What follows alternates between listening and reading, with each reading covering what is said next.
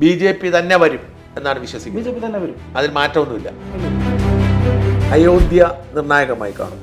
അയോധ്യ ഒരു വിഷയമാണ്, നമ്മൾ കാണും പോലെയല്ല. അത് ഇന്ത്യ മുന്നണി എന്നുള്ളത് ഒരു 10 വർഷം മുമ്പ്, 2 ടേമിന് മുമ്പ് ഡെവലപ്പ് ചെയ്യേണ്ട ഒരു സാധനമായിരുന്നു. അതായത് അവര് സീറ്റിനൊപ്പം വോട്ടും വർദ്ധിപ്പിക്കും. കോൺഗ്രസിന്റെ നില മെച്ചപ്പെടും. രാഹുലിന്റെ നേതൃത്വം പോരാ അല്ലേ? ഈ തെരഞ്ഞെടുപ്പോട് കൂടി അതൊരു വലിയ ചോദ്യചിഹ്നമാവും എന്നുള്ളത് തന്നെയാണ്. തൃശ്ശൂരിൽ സുരേഷ് ഗോപിക്ക് വിജയ സാധ്യത ഇല്ലെന്നാണോ? പത്തനംതിട്ടയെ സംബന്ധിച്ചിടത്തോളം BJP ഒരു കാരണവശാലും കഴിഞ്ഞ പ്രാവശ്യം പിടിച്ച വോട്ടിലേക്ക് ഈ പ്രാവശ്യം എത്തൂല. മുരളീധരന് വടകരയെ മത്സരിച്ചിരുന്നെങ്കിൽ വിജയ സാധ്യത കുറവായിരുന്നു എന്നാണ് കരുതുന്നത്. 1 ലക്ഷം വോട്ട് പിടിച്ചാലോ 2020? 1 ലക്ഷം വോട്ട് 2020 പിടിക്കൂല. പിടിച്ചാലോ എന്നുള്ള ചോദ്യം പ്രസക്തമല്ല. പിടിക്കത്തില്ല.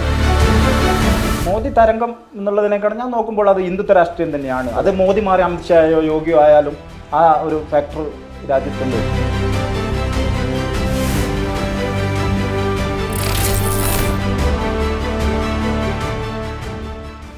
നമസ്കാരം, ഷൂട്ട് അറ്റ് സൈറ്റിലേക്ക് സ്വാഗതം. ഇത് തെരഞ്ഞെടുപ്പ് കാലമാണ്. രാജ്യത്തിൻ്റെ ഭാവിയെ നിർണ്ണയിക്കുന്ന തെരഞ്ഞെടുപ്പ്. 3ാം തവണയും BJP അധികാരത്തിൽ വരുമെന്ന് പറയുന്നവരാണ് ഏറെയും. അതല്ല, പ്രതിപക്ഷ ഇന്ത്യ സഖ്യം അധികാരം ഉറപ്പിച്ചിരിക്കുന്നു എന്ന് പറയുന്നവരുണ്ട്. കേരളത്തിൽ എന്ത് സംഭവിക്കും എന്നതിനെക്കുറിച്ച് പലർക്കും കൃത്യമായ ധാരണയില്ല. 6 മുതൽ 8 വരെ സീറ്റ് LDF നേടുമെന്ന് പറയുന്നവരുണ്ട്. അതല്ല 20 സീറ്റും UDF നേടുമെന്ന് പറയുന്നവരുണ്ട്. 2 സീറ്റ് BJP നേടുമെന്ന് പറയുന്നവരുണ്ട്. അങ്ങനെ പോകുന്നു പ്രവാചകരുടെ എണ്ണം. എന്നാൽ തെരഞ്ഞെടുപ്പ് സംബന്ധിച്ച് കൃത്യമായി പ്രവചനം നടത്തുന്ന ഒരാൾ നമുക്കിടയിലുണ്ട്.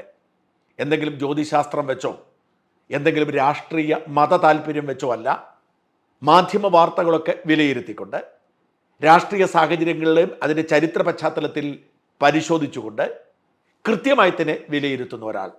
കോഴിക്കോട് നാദാപുരം സ്വദേശിയായ CP റാഷിദ് അനേകം തവണ കൃത്യമായി പ്രവചിച്ചിരിക്കുന്നു എന്നത് മാത്രമല്ല, തെറ്റായി പ്രവചിച്ചിട്ടില്ല എന്നതും ശ്രദ്ധേയമാണ്. 2021 പിണറായിയുടെ തുടർഭരണം, ഡൽഹിയിലെ ഭരണം, കർണാടകയിലെയും തെലങ്കാനയിലെയും ഭരണം, അങ്ങനെ കൃത്യമായി റാഷിദ് പ്രവചിച്ചതുകൊണ്ട് തന്നെ റാഷിദിൻ്റെ പ്രവചനത്തിന് വിശ്വാസ്യതയേറെയാണ്. റാഷിദുമായി മറുനാടനൊരു അഭിമുഖമെടുത്തപ്പോൾ ലക്ഷക്കണക്കിന് ആളുകളാണ് അത് കണ്ടത്. അതിൻ്റെ കാരണം റാഷിദ് പറയുന്നത് ഒരു കൃത്യമായ സർവേ പോലെ മനുഷ്യരുടെ മനസ്സിൽ എത്തുമെന്നതുകൊണ്ടാണ്. ഈ വരുന്ന ലോക്സഭാ തെരഞ്ഞെടുപ്പിനെ കേരളത്തിൻ്റെ പശ്ചാത്തലത്തിലും ദേശീയ പശ്ചാത്തലത്തിലും വിലയിരുത്താൻ റാഷിദ് എത്തിയിരിക്കുന്നു. നമുക്ക് ഈ വിശദമായ ചർച്ചയിലേക്ക് പോവാം. നമസ്കാരം. നമ്മൾ നമ്മുടെ വീഡിയോ വലിയ തോതിൽ ചർച്ച ചെയ്ത് ശ്രദ്ധിച്ചിരുന്നല്ലോ. അത് എങ്ങനെ ഒരു അത്ഭുതമായി തോന്നിയോ? അത് അത്രയധികം ആളുകളിലേക്ക് എത്തിയത് അത്ഭുതം ആയി തോന്നി. വലിയ രീതിയിൽ പോയി. ഇപ്പം ലാസ്റ്റ് ഞാൻ നോക്കുമ്പോൾ അത്യാവശ്യം നല്ലൊരു വ്യൂസിനെ കണ്ടു. 12-13 ലക്ഷമായി തോന്നുന്നല്ലേ? 15 ലക്ഷത്തിന് യൂട്യൂബിൽ മാത്രം. അതിനുശേഷം നമ്മൾ കണ്ടതിന് ശേഷം നടന്ന തെരഞ്ഞെടുപ്പ് ഏതൊക്കെയാണ്? നമ്മൾ കഴിഞ്ഞ പ്രാവശ്യം ഇരുന്നതിന് ശേഷം നടന്നത് തെലങ്കാന, രാജസ്ഥാൻ, മധ്യപ്രദേശ് ആ തെരഞ്ഞെടുപ്പ്. അതൊക്കെ എങ്ങനെയാണ് രാഷ്ട്രീയ വിലയിരുത്തിയത്? അതിൽ രാജസ്ഥാനും തെലങ്കാനയും കൃത്യമായിരുന്നു. അതിൽ മധ്യപ്രദേശിൽ 145 ആ റേഞ്ചിലായിരുന്നു സീറ്റ് കൊടുത്തു. പക്ഷേ 150ന്റെ മുകളിൽ BJP പോയി. ചെറിയൊരു ഗ്യാപ്പ് വന്നിട്ടുണ്ടായിരുന്നു. മറ്റൊരു കാര്യം, ഞാൻ വോട്ടിംഗ് പെർസെൻറ്റേജ് കൂടി കൊടുക്കാറുണ്ടായിരുന്നു. വോട്ടിംഗ് പെർസെൻറ്റേജ് ഏകദേശം അടുത്തായിട്ട് വന്നിട്ടുണ്ടായിരുന്നു. തെലങ്കാനയിലും രാജസ്ഥാനും വോട്ടിംഗ് പെർസെൻറ്റേജ് നിങ്ങൾ തന്നെ പിന്നീട് ഒരു വാർത്ത കൊടുത്തിട്ടുണ്ടായിരുന്നു. ഓക്കെ. അല്ല, അപ്പം BJPയുടെ ജയം തന്നെയായിരുന്നു മധ്യപ്രദേശിൽ പറഞ്ഞത്. സീറ്റിന്റെ ഒരു എണ്ണത്തിൽ വ്യത്യാസം വന്നിട്ടുണ്ട്. ബാക്കി അതെങ്ങനെയാണ് ഞാൻ പറഞ്ഞ അന്ന് എല്ലാവരുടെയും വിലയിരുത്തൽ തിരിച്ചായിരുന്നു. അപ്പം ഞങ്ങളൊക്കെ കൊടുത്തിരുന്നതും ഞങ്ങളൊക്കെ പറഞ്ഞിരുന്നതും രാജസ്ഥാനിൽ ഭരണം പോയാലും മധ്യപ്രദേശ് തിരിച്ചു കിട്ടുമെന്നാണ് കരുതിയിരുന്നത്. അതെ, അവിടെ കമൽനാഥിന്റെ ഒരു ആംബിയൻസ് അപ്പോൾ അങ്ങനെയായിരുന്നു പലരും മാധ്യമങ്ങളും സർവേകളെല്ലാം കൊടുത്തിട്ടുണ്ടായിരുന്നു. പക്ഷേ അന്ന് എനിക്ക് തോന്നിയൊരു പൾസ് ഞാൻ ചെയ്തു, അങ്ങനെ വന്നു എന്നുള്ളത് ആണ്. രണ്ടാമത് അന്ന് സർവേ ടീം മൊത്തം ഇന്ത്യ ടുഡേ പോലും നടത്തിയ സർവേയിലും രാജസ്ഥാന്റെ കാര്യത്തിൽ വ്യത്യാസം ഉണ്ടായിരുന്നു. അവർ മധ്യപ്രദേശിന്റെ കാര്യത്തിൽ കൃത്യം ഉണ്ടായിരുന്നു. ഛത്തീസ്ഗഡിന്റെ കാര്യത്തിലും ഛത്തീസ്ഗഡ് ഞാൻ തീരെ അങ്ങോട്ട് എനിക്ക് എത്രത്തോളം ബോധ്യം. തെലങ്കാനയിൽ ഇങ്ങനെ ഒരു വലിയ മാറ്റം ഉണ്ടാവുമെന്ന് അറിയാമായിരുന്നു. തെലങ്കാനയിൽ ഉണ്ടായിരുന്നു. അവിടെ ഒരു കൃത്യമായി കോൺഗ്രസിന് നയിക്കാൻ ഒരു ലീഡർ ഉണ്ടായിരുന്നു, രവീന്ദ്ര റെഡ്ഡി ഉണ്ടായിരുന്നു.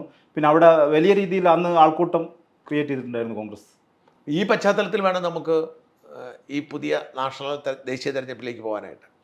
അപ്പോൾ നമുക്കതിൻ്റെ ഒരു എന്താണ് അതൊരു അടിസ്ഥാനപരമായ ഒരു വിലയിരുത്തൽ എങ്ങനെയാണ് ഇപ്പോൾ ഈ വരാൻ പോകുന്ന ദേശീയ തെരഞ്ഞെടുപ്പ്? കേരളത്തിൽ 2ാമത് ചർച്ച ചെയ്യാം. ദേശീയ തെരഞ്ഞെടുപ്പിനെ ഒരു പൊതു വിലയിരുത്തൽ എങ്ങനെയാണ്? ഹിന്ദുത്വ രാഷ്ട്രീയത്തിന്റെ ഒരു വലിയ രീതിയിലുള്ള ഒരു ഘട്ടം കൂടി ഈ 2024 കടന്നു കയറും BJP. അതിലൂടെ വലിയ രീതിയിൽ സീറ്റ് ഉണ്ടാക്കാനുള്ള എല്ലാ സാധ്യതയുണ്ട്. BJP അതിനുള്ള അനുസരിച്ച പ്ലാനിങ്ങിൽ ഇപ്പോൾ രാഷ്ട്രീയം കൈകാര്യം ചെയ്തുകൊണ്ടിരിക്കുകയാണ്. BJP തന്നെ വരും എന്നാണ് വിശ്വസിക്കുന്നത്. BJP തന്നെ വരും, അതിൽ മാറ്റമൊന്നുമില്ല. ഇല്ലല്ലോ, ഒരു മാറ്റം ഉണ്ടാകത്തില്ല. ഉണ്ടാവില്ല. എത്ര സീറ്റ് നേടാൻ സാധ്യതയുണ്ട് BJPയും സീറ്റിന്റെ കാര്യം അനുദിനം രാഷ്ട്രീയം മാറുന്ന ഒരു സാഹചര്യത്തിൽ സീറ്റിന്റെ എണ്ണം ഇപ്പോൾ പറയാൻ പറ്റില്ല. എനിക്ക് എൻ്റെ കാൽക്കുലേഷൻ്റെ അകത്ത് ഒരു മെയിൻ ഘടകമാണ് വോട്ടിംഗ് പെർസെൻറ്റേജ്. മൊത്തത്തിൽ വോട്ട് കഴിഞ്ഞ ഒരു ഘട്ടത്തിലാണ് ഞാൻ പറയാറുള്ളത്. ഫൈനൽ ആവണം, വോട്ട് പെട്ടിയിലാവണം. എങ്കിലും നിലവിലുള്ള അവസ്ഥയേക്കാൾ മെച്ചപ്പെടാൻ സാധ്യതയുണ്ടോ? നിലവിലുള്ള അവസ്ഥയേക്കാൾ BJP മെച്ചപ്പെടാനുള്ള സാധ്യതയുണ്ട്. ഇപ്പോൾ തന്നെ അലയൻസിന്റെ വിപുലീകരണം നടക്കുന്നുണ്ട്. ബീഹാറിൽ, അതുപോലെ തന്നെ പല സ്റ്റേറ്റുകളിലും ആ ഒരു ഘട്ടത്തിലാണ് ഇപ്പോൾ ചർച്ചകൾ മുന്നോട്ട് പോകുന്നത്. അങ്ങനെയാകുമ്പോൾ BJPന്റെ വോട്ടിംഗ് ശതമാനം ഒരു 5% മേലേക്ക് തന്നെ വർദ്ധിക്കാൻ, 40% മുകളിലേക്ക് BJP നേരിടുന്ന ഒരു ആരോപണം എന്നുള്ളത് ഈ വോട്ടിംഗ് ശതമാനത്തിൽ വലിയ രീതിയിൽ മുന്നോട്ടില്ല, സീറ്റുകൾ കൊണ്ടുപോകുന്നു എന്നുള്ളതായിരുന്നു. ആ ഒരു ഘട്ടം 2024 BJP മറികടക്കാനുള്ള സാധ്യതയാണ് രാഷ്ട്രീയ സാഹചര്യം. അതായത് അവര് സീറ്റിനൊപ്പം വോട്ടും വർദ്ധിപ്പിക്കും. അതിൽ പ്രത്യേകിച്ച് മഹാരാഷ്ട്രയിൽ ശിവസേന ഉണ്ടായിരുന്നു കൂടെ. ശിവസേന ഉണ്ടായിരുന്നപ്പം അവർക്ക് കൃത്യമായി BJPക്ക് സ്പേസ് ഇല്ല. BJPന്റെ ഒരു വ്യൂവിൽ നമ്മൾ നോക്കുകയാണെങ്കിൽ BJPക്ക് അവിടെ ഒരു 40% അടുത്ത് വോട്ടുണ്ട്. പക്ഷേ ഈ അലയൻസ് കൊണ്ട് BJPക്ക് നഷ്ടം ഉണ്ടാകുന്ന 2 സ്റ്റേറ്റ് ആയിരുന്നു മഹാരാഷ്ട്രയും ബീഹാറും. അവിടെ രണ്ടും അവരുടെ മെയിൻ അലയൻസിനെ ഡിവൈഡ് ചെയ്തിട്ടും മറ്റു വിശദീകരിച്ച് എന്താണ് ഈ മഹാരാഷ്ട്രയിൽ എന്താണ് BJPക്ക് നല്ല വോട്ട് നിലയുണ്ട്. പക്ഷേ ഈ ഹിന്ദുത്വ രാഷ്ട്രീയത്തിൽ കൈകാര്യം ചെയ്യുന്ന അതേ ഒരു പൊസിഷനിൽ നിൽക്കുന്ന ആളായിരുന്നു ശിവസേന. അപ്പോൾ ആ ഒരു പ്രശ്നം അവിടെ ഉള്ളത് കൊണ്ട് ഈ മോഡി ഫാക്ടറും മറ്റുള്ള കാര്യങ്ങളും വെച്ചിട്ട് BJPക്ക് അവിടെ വേണ്ടത്ര രീതിയിൽ മുന്നോട്ട് പോകാൻ കഴിയാത്തൊരു സാഹചര്യം ഉണ്ടായിരുന്നു. അലയൻസിൻ്റെ അകത്തുള്ളൊരു എന്താ പറയുക, ഇടുങ്ങി നിൽക്കുന്ന ഒരു സാഹചര്യമായിരുന്നു. അതേക്ക് ഒരു മാറ്റം ഈ തെരഞ്ഞെടുപ്പിൽ അവരവിടെ ഉണ്ടാക്കാനുള്ള സാധ്യത ഉണ്ട്. മഹാരാഷ്ട്രയിൽ BJP അവരെ അണ്ടറിൽ നിൽക്കുന്ന രീതിയിലേക്ക് ഉള്ള അലയൻസിനാണ് ഇപ്പൊ സെറ്റ് ചെയ്തുകൊണ്ടിരിക്കുന്നത്. നേരത്തെ ശിവസേന വലിയൊരു അപ്പർ ഹാൻഡ് ഉണ്ടായിരുന്നു മഹാരാഷ്ട്ര രാഷ്ട്രീയത്തിൽ. അത് മാറ്റിയിട്ട് ഇപ്പൊ BJPന്റെ അണ്ടറിൽ നിൽക്കുന്ന ആളുകളെ വെച്ചിട്ടാണ് അവിടെ രാഷ്ട്രീയം മുന്നോട്ട് കൊണ്ടുപോകുന്നത്. അപ്പോൾ പ്രത്യേകിച്ച് അത് അമിത്ഷായുടെ കയ്യിൽ ഭദ്രമാക്കി അവർ മുന്നോട്ട് കൊണ്ടുപോകും എന്നുള്ളത് തന്നെയാണ് നമുക്ക് ഇപ്പോഴത്തെ ഇന്ത്യൻ രാഷ്ട്രീയ സാഹചര്യത്തിൽ പറയാൻ കഴിയും. അതായത് അവര് NCPയെയും ശിവസേനയും പിളർത്തി പിളർത്തിയിട്ട് പക്ഷേ ഈ അവരുടെ എൻ്റെ ചോദ്യം, എൻ്റെ ഒരു ഇത്, ഇപ്പം ശിവസേനയിൽ ഇപ്പം താക്കറേക്കല്ലേ ഇപ്പോഴും ജനങ്ങളുടെ പിന്തുണ, അല്ലെങ്കിൽ അവിടെ പവാറിനല്ലേ NCP പിന്തുണ എന്നൊരു പ്രശ്നമില്ല. അപ്പോൾ അതുകൊണ്ട് ആ ഒരു ഗുണം ഉണ്ടാവും. അതിന് നമുക്ക് ഒരു തെരഞ്ഞെടുപ്പ് കഴിയണം. വെറുതെ നമ്മൾ ആരും നിരീക്ഷിക്കുന്നതിൽ അർത്ഥമില്ല. അവിടെ ഒരു തെരഞ്ഞെടുപ്പ് അതിനുശേഷം നടന്നിട്ടില്ല. എന്തെങ്കിലും ഒരു തെരഞ്ഞെടുപ്പ് നടക്കുമ്പോഴേ അത് പറയാൻ കഴിയുള്ളൂ. പിന്നെ മഹാരാഷ്ട്ര രാഷ്ട്രീയം എങ്ങനെയെന്നുള്ളത് നമ്മൾ ദൂരെ നിന്ന് നോക്കുമ്പോൾ വെറുതെ ഒരു അഭിപ്രായം പറയുന്നതിൽ അർത്ഥമില്ല. പക്ഷേ ഹിന്ദുത്വ രാഷ്ട്രീയത്തിന് ഇന്ത്യയിൽ ഇപ്പോൾ രാമജന്മഭൂമി ഇഷ്യൂ അതുകൂടി വന്നതോടുകൂടിയിട്ടുള്ള ഒരു സ്ട്രോങ് സ്റ്റാൻഡ് ഉണ്ട്. അത് അവിടെ അപ്ലൈ ചെയ്യുമ്പോൾ അത് വർക്കിംഗ് ആവാനുള്ള സാധ്യത നല്ല രീതിയിലുണ്ട്. അപ്പോൾ നല്ല നിലയിൽ BJPയുടെ ഈ പുതിയ അലയൻസ് നല്ല നിലയിൽ അവിടെ MP-മാരെ അവിടെ അത് മാത്രമല്ല, അലയൻസിൽ ഈ ഇന്ത്യ മുന്നണിയുടെ നയിക്കുന്ന വലിയ രീതിയിൽ കോൺഗ്രസ് രാഷ്ട്രീയത്തോട് ഇപ്പം ചേർന്ന് നിൽക്കുന്ന ശരത് പവാറിന്റെ സ്റ്റാൻഡും എങ്ങോട്ട് എന്നുള്ളത് ചിന്തനീയായ കാര്യമാണ് രാഷ്ട്രീയം നിരീക്ഷിക്കുമ്പോൾ. ഒരുപക്ഷെ BJPക്ക് ഇപ്പം ചേർന്നെന്ന് വരാം. പിന്നാമ്പുറത്ത് അവർ ഇപ്പം ശിവസേനയുടെ മുഖ്യമന്ത്രിയായിട്ട് ഒരു പാർട്ടിയൊക്കെ നടത്തി എന്നുള്ളതൊക്കെ നമ്മൾ വാർത്തയിൽ കണ്ടു. അപ്പം അജിത് പവാറിനെ പേടിയാന്ന് തോന്നുന്നു എല്ലാവർക്കും, ശരത് പവാറിനും പേടിയാന്ന് തോന്നുന്നു. ചിലപ്പോൾ അത് രാഷ്ട്രീയത്തിനപ്പുറമുള്ള പല മാനങ്ങളുണ്ടാവും, പല അന്വേഷണ ഏജൻസികളും പല വിഷയങ്ങളും അവിടെ ഉള്ളതുകൊണ്ട്. അവിടെ മഹാരാഷ്ട്ര നിങ്ങൾ കരുതുന്നത് ഭൂരിപക്ഷം നല്ല നിലയിൽ തന്നെ BJP സഖ്യം നേടും, മുന്നോട്ട് കൊണ്ടുപോകും. ബീഹാറിൽ എങ്ങനെയാണ് അതനുസരിച്ച് വരുമ്പോൾ? ബീഹാറിൽ ഇതുപോലെ തന്നെയാണെന്ന് പറഞ്ഞില്ല, അവിടെ BJPക്ക് പിന്തുണയുണ്ട് മുമ്പത്തെ പോലെ തന്നെ അല്ലേ?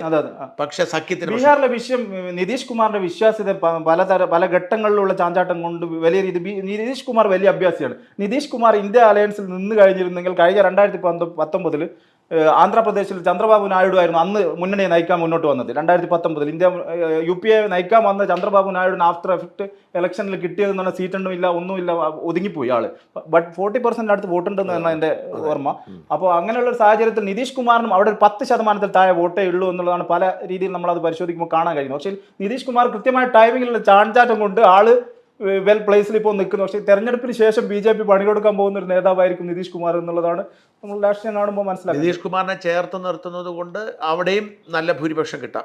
പക്ഷെ അവിടെ ഒരു പരസ്പരം വിശ്വാസം എത്രത്തോളം, മുന്നണികളാകുമ്പോൾ വിശ്വാസം ഒരു വിഷയമാണ്. അത് നിതീഷ് കുമാറിന് അങ്ങോട്ടും ഇങ്ങോട്ടുമുള്ള വിശ്വാസം എത്രത്തോളം ഉണ്ട് എന്നുള്ളത് ഡിപ്പെൻഡ് ചെയ്തിട്ടാണ് അവിടെ കാര്യങ്ങൾ വരിക. ഈ ആം ആദ്മി പാർട്ടിയും കോൺഗ്രസുമായിട്ട് സഖ്യത്തിലായി. നമുക്ക് പഞ്ചാബിലായില്ല, ഡൽഹിയിലും മറ്റേ ഗുജറാത്തിലും അവിടെയൊക്കെ അത് BJPക്ക് ക്ഷീണം ചെയ്യത്തില്ലേ? പഞ്ചാബിൽ സഖ്യമില്ല, ഡൽഹിയിലാണ് സഖ്യമുള്ളത്. ഡൽഹിയിലെ സഖ്യത്തിന്റെ കാര്യം എന്ന് പറഞ്ഞാൽ ഡൽഹി ഒരു ട്രെൻഡിന്റെ കൂടെ നിൽക്കുന്ന ഒരു സംഭവമുണ്ട്. രണ്ടാമത്തെ കാര്യം, അവിടെ വോട്ടിംഗ് പെർസെൻറ്റേജ് നോക്കിയാലും 56% BJP 2019 വോട്ട് പിടിച്ചത്. അങ്ങനെയുള്ള ഒരു സാഹചര്യത്തിൽ എങ്ങനെ അത് സീറ്റായിട്ട് മാറ്റാൻ ഈ 2024 ഈ മുന്നണിക്ക്, അതായത് 56 പോയാൽ 44 ഉള്ളൂ, അതിൽ തന്നെ വോട്ട് ശതമാനം മാറ്റമുണ്ട്. അങ്ങനെ വരുമ്പോൾ എത്രത്തോളം സീറ്റ് പിടിക്കും എന്നുള്ളതും പ്രസക്തമാണ്. അവർ ആം ആദ്മിയോടെ ഭരിക്കുന്നു എന്നുള്ളതൊരു ഘടകമല്ല അല്ലേ? അവർ ഭരിക്കും. പൊതുവിൽ നോർത്തിൽ ആളുകൾ, സ്റ്റേറ്റിൽ പല ആളുകൾ ലീഡേഴ്സിന് കൊടുക്കുന്നു, സെൻട്രലിലേക്ക് മോഡി, ഹിന്ദുത്വ രാഷ്ട്രീയം, മോഡി ഫാക്ടർ എന്നതിനേക്കാൾ ഹിന്ദുത്വ ഫാക്ടറാണ് അത്. കാലം രാഷ്ട്രീയം രാജ്യത്ത് മാറ്റം കൊണ്ടുവന്നപ്പോൾ അങ്ങനെയാണ് നിലവിലെ ഇന്ത്യൻ രാഷ്ട്രീയം നമ്മൾ നോക്കുമ്പോൾ കാണാൻ കഴിയും. അതുകൊണ്ട് ആ സഖ്യം കൊണ്ടും വലിയ കാര്യം പ്രതീക്ഷിക്കുന്നില്ല. ഇത് പൊതുവെ ഇന്ത്യ മുന്നണിൻ്റെ കാര്യം നമ്മൾ എടുത്തു കഴിഞ്ഞാൽ, ഇന്ത്യ മുന്നണി എന്നുള്ളത് ഒരു 10 വർഷം മുമ്പ്, 2 ടേമിന് മുമ്പ് ഡെവലപ്പ് ചെയ്യേണ്ട ഒരു സാധനമായിരുന്നു. അത് കഴിഞ്ഞ ഘട്ടത്തിൽ പോയി. ഈ ഘട്ടത്തിൽ തന്നെ അവർ തുടക്കത്തിൽ ഇന്ത്യ മുന്നണി രൂപീകരിച്ചിട്ട് 5-6 മാസം സൈലൻ്റ് ആക്കിയിട്ട്, 5-6 മാസം സൈലൻ്റ് ആക്കി ഇടുന്നതോട് കൂടിയിട്ട് ലാസ്റ്റ് ടൈമിലാണ് അവർ നിന്നത്. അതിൽ കോൺഗ്രസിൻ്റെ ഭാഗത്തു നിന്ന് വലിയ വീഴ്ചകൾ ഉണ്ടായിട്ടുണ്ട്. കർണാടക തെരഞ്ഞെടുപ്പിലുണ്ടായ വിജയം അത് കേവലം കോൺഗ്രസിൻ്റെ ഒരു അപ്പർ ഹാൻഡ് കൊണ്ട് കിട്ടിയതല്ല. കോൺഗ്രസ് അവരുടെ രാഷ്ട്രീയ സാഹചര്യം, BJP ഒരു പരീക്ഷണമാണ് കർണാടകയിൽ നടത്തിയത്. BJP അവിടെ ലോക്കലിയുള്ള ലീഡേഴ്സിനെല്ലാം മാറ്റിയിട്ട് BJPക്ക് സെൻട്രൽ ലീഡർഷിപ്പിൻ്റെ കയ്യിൽ കാര്യങ്ങൾ നിൽക്കണം എന്നുള്ളൊരു കൃത്യമായ പ്ലാനിങ് ഉള്ളതുകൊണ്ട് അവിടെ ആ സംഭവം വർക്കിംഗ് ആവും എന്നുള്ള വിശ്വാസത്തിൽ അവിടെ കാര്യങ്ങൾ നീക്കിയപ്പോൾ അത് പാളിയതാണ് കർണാടകയിൽ കോൺഗ്രസിനുണ്ടായ വിജയം. പക്ഷേ അത് കോൺഗ്രസ് കാര്യങ്ങൾ കണ്ടത് എന്ന് പറഞ്ഞാൽ കോൺഗ്രസിൻ്റെ പ്ലാനിങ്ങിൻ്റെ മാത്രം വിജയമാണ് എന്നുള്ള നിലക്ക് ഇന്ത്യ മുന്നണിയെ പാടെ അവഗണിച്ച് അതിനുശേഷം നടന്ന തെരഞ്ഞെടുപ്പുകളിൽ കാര്യങ്ങൾ നീക്കിയപ്പോഴാണ് വലിയ പരാജയങ്ങൾ ഉണ്ടായതും ഇന്ത്യ മുന്നണിയിൽ ശിഥിലീകരണം ഉണ്ടായതും. ഇന്ത്യ മുന്നണിയിൽ കോൺഗ്രസിന് ഘടകകക്ഷിയൊക്കെ വിശ്വാസമില്ല, ഘടകകക്ഷിയൊക്കെ കോൺഗ്രസിന് വിശ്വാസമില്ല എന്നുള്ളൊരു ഘട്ടത്തിൽ നിലവിലെ ഇന്ത്യൻ രാഷ്ട്രീയ സാഹചര്യത്തിൽ മാത്രം രൂപീകരിക്കപ്പെട്ട ഒരു സംവിധാനമായിട്ടാണ് നമ്മൾ ഇന്ത്യ മുന്നണിയെ കാണേണ്ടതുള്ളൂ. അത് സ്ഥായിയായിട്ട് നിലനിൽക്കില്ല. അതിൽ ഇന്ത്യ മുന്നണി സ്ട്രോങ് ആയിട്ട് നിന്ന് കഴിഞ്ഞാൽ അവർക്ക് കുറച്ച് MP മാരുണ്ടാവും. രാഷ്ട്രീയത്തിൽ പ്രതിപക്ഷ രാഷ്ട്രീയം വേണമെന്ന് ആഗ്രഹിക്കുന്ന ഒരു വലിയ വിഭാഗം ജനങ്ങൾക്ക് കുറച്ച് ആളുകൾ അവിടെ ശബ്ദിക്കാനുണ്ടാവും എന്നുള്ള ഒരു ലക്ഷ്യത്തിലേക്ക് അവർ പോയാൽ ആഫ്റ്റർ ഇലക്ഷൻ അവരെങ്ങോട്ടും പോകും. അതൊക്കെ എല്ലാവർക്കും അറിയാം. പക്ഷേ കുറച്ച് MP മാരുണ്ടാവുക എന്നുള്ള ഏത് പ്രാദേശിക രാഷ്ട്രീയ പാർട്ടികളെ സംബന്ധിച്ചിടത്തോളം അനിവാര്യമായ ഘടകമാണ്. ഇല്ലെങ്കിൽ ഇന്ത്യൻ രാഷ്ട്രീയത്തിൽ പിടിച്ചു നിൽക്കുക എന്നുള്ളത് സംഭവിക്കാൻ എളുപ്പമല്ല. ഉത്തർപ്രദേശിൽ ഇപ്പം SP-യും കോൺഗ്രസും ഒരുമിച്ച് ചേർന്നാൽ ഇപ്പോൾ കോൺഗ്രസിന് 17 സീറ്റൊക്കെ കിട്ടിയിരുന്നു.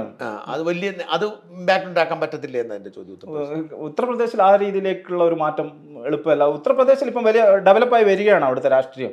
അവിടെ ഇപ്പം പുതുതായിട്ട് കണ്ട ഒരു വാർത്ത എന്ന് പറയുന്നത്, അസദുദ്ദീൻ ഒവൈസി 5 സീറ്റ് കൊടുത്താൽ 25 സീറ്റിലോളം മത്സരിക്കുമെന്നുള്ള, അത് BJP രാഷ്ട്രീയത്തിന് വലിയ രീതിയിൽ ഗുണം ചെയ്യുന്ന തരത്തിലുള്ള കാര്യങ്ങൾ. മുന്നണിയോ അല്ലെങ്കിൽ അവർ എന്തെങ്കിലും ഒരു സംവിധാനത്തിൽ ആൾക്കാർ 5 സീറ്റ് കിട്ടിയില്ല, ചില വാർത്തകൾ അങ്ങനെയും കാണുന്നുണ്ട്. അപ്പോൾ അത് കിട്ടിയില്ലെങ്കിൽ 25 സീറ്റിൽ AIMIM സ്ഥാനാർത്ഥികളെ നിർത്തും എന്ന് പോലും പറയുന്നുണ്ട്.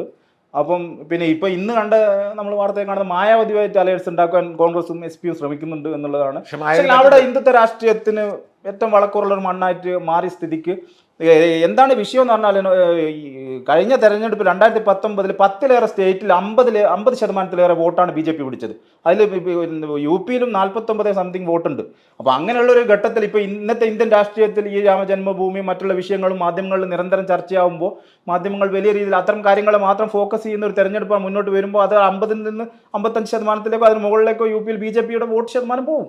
അങ്ങനെയുള്ള ചെറിയ കക്ഷികളെ കൂടെ ചേർത്ത് നിർത്തിയിട്ട് അവിടെ കാര്യങ്ങൾ മുന്നോട്ട് നീക്കുന്ന സാഹചര്യത്തിൽ BJP വലിയ രീതിയിൽ മുന്നോട്ട് വരാനുള്ള ഒരു സാഹചര്യമാണുള്ളത്. കഴിഞ്ഞ തവണത്തേക്കാൾ കൂടുതൽ സീറ്റ് BJP UP നേടിയെന്ന് വരാം. സാധ്യത ഇല്ലാതില്ല. ഇപ്പോൾ കോൺഗ്രസിന്റെ അവസ്ഥ എന്താണ്? ഇപ്പോൾ റായ്ബറേലിയിൽ ഉണ്ടായിരുന്ന ഒരു സീറ്റ് ഉണ്ടായിരുന്നു, അതിപ്പോൾ സോണിയ മത്സരിക്കുന്നില്ല.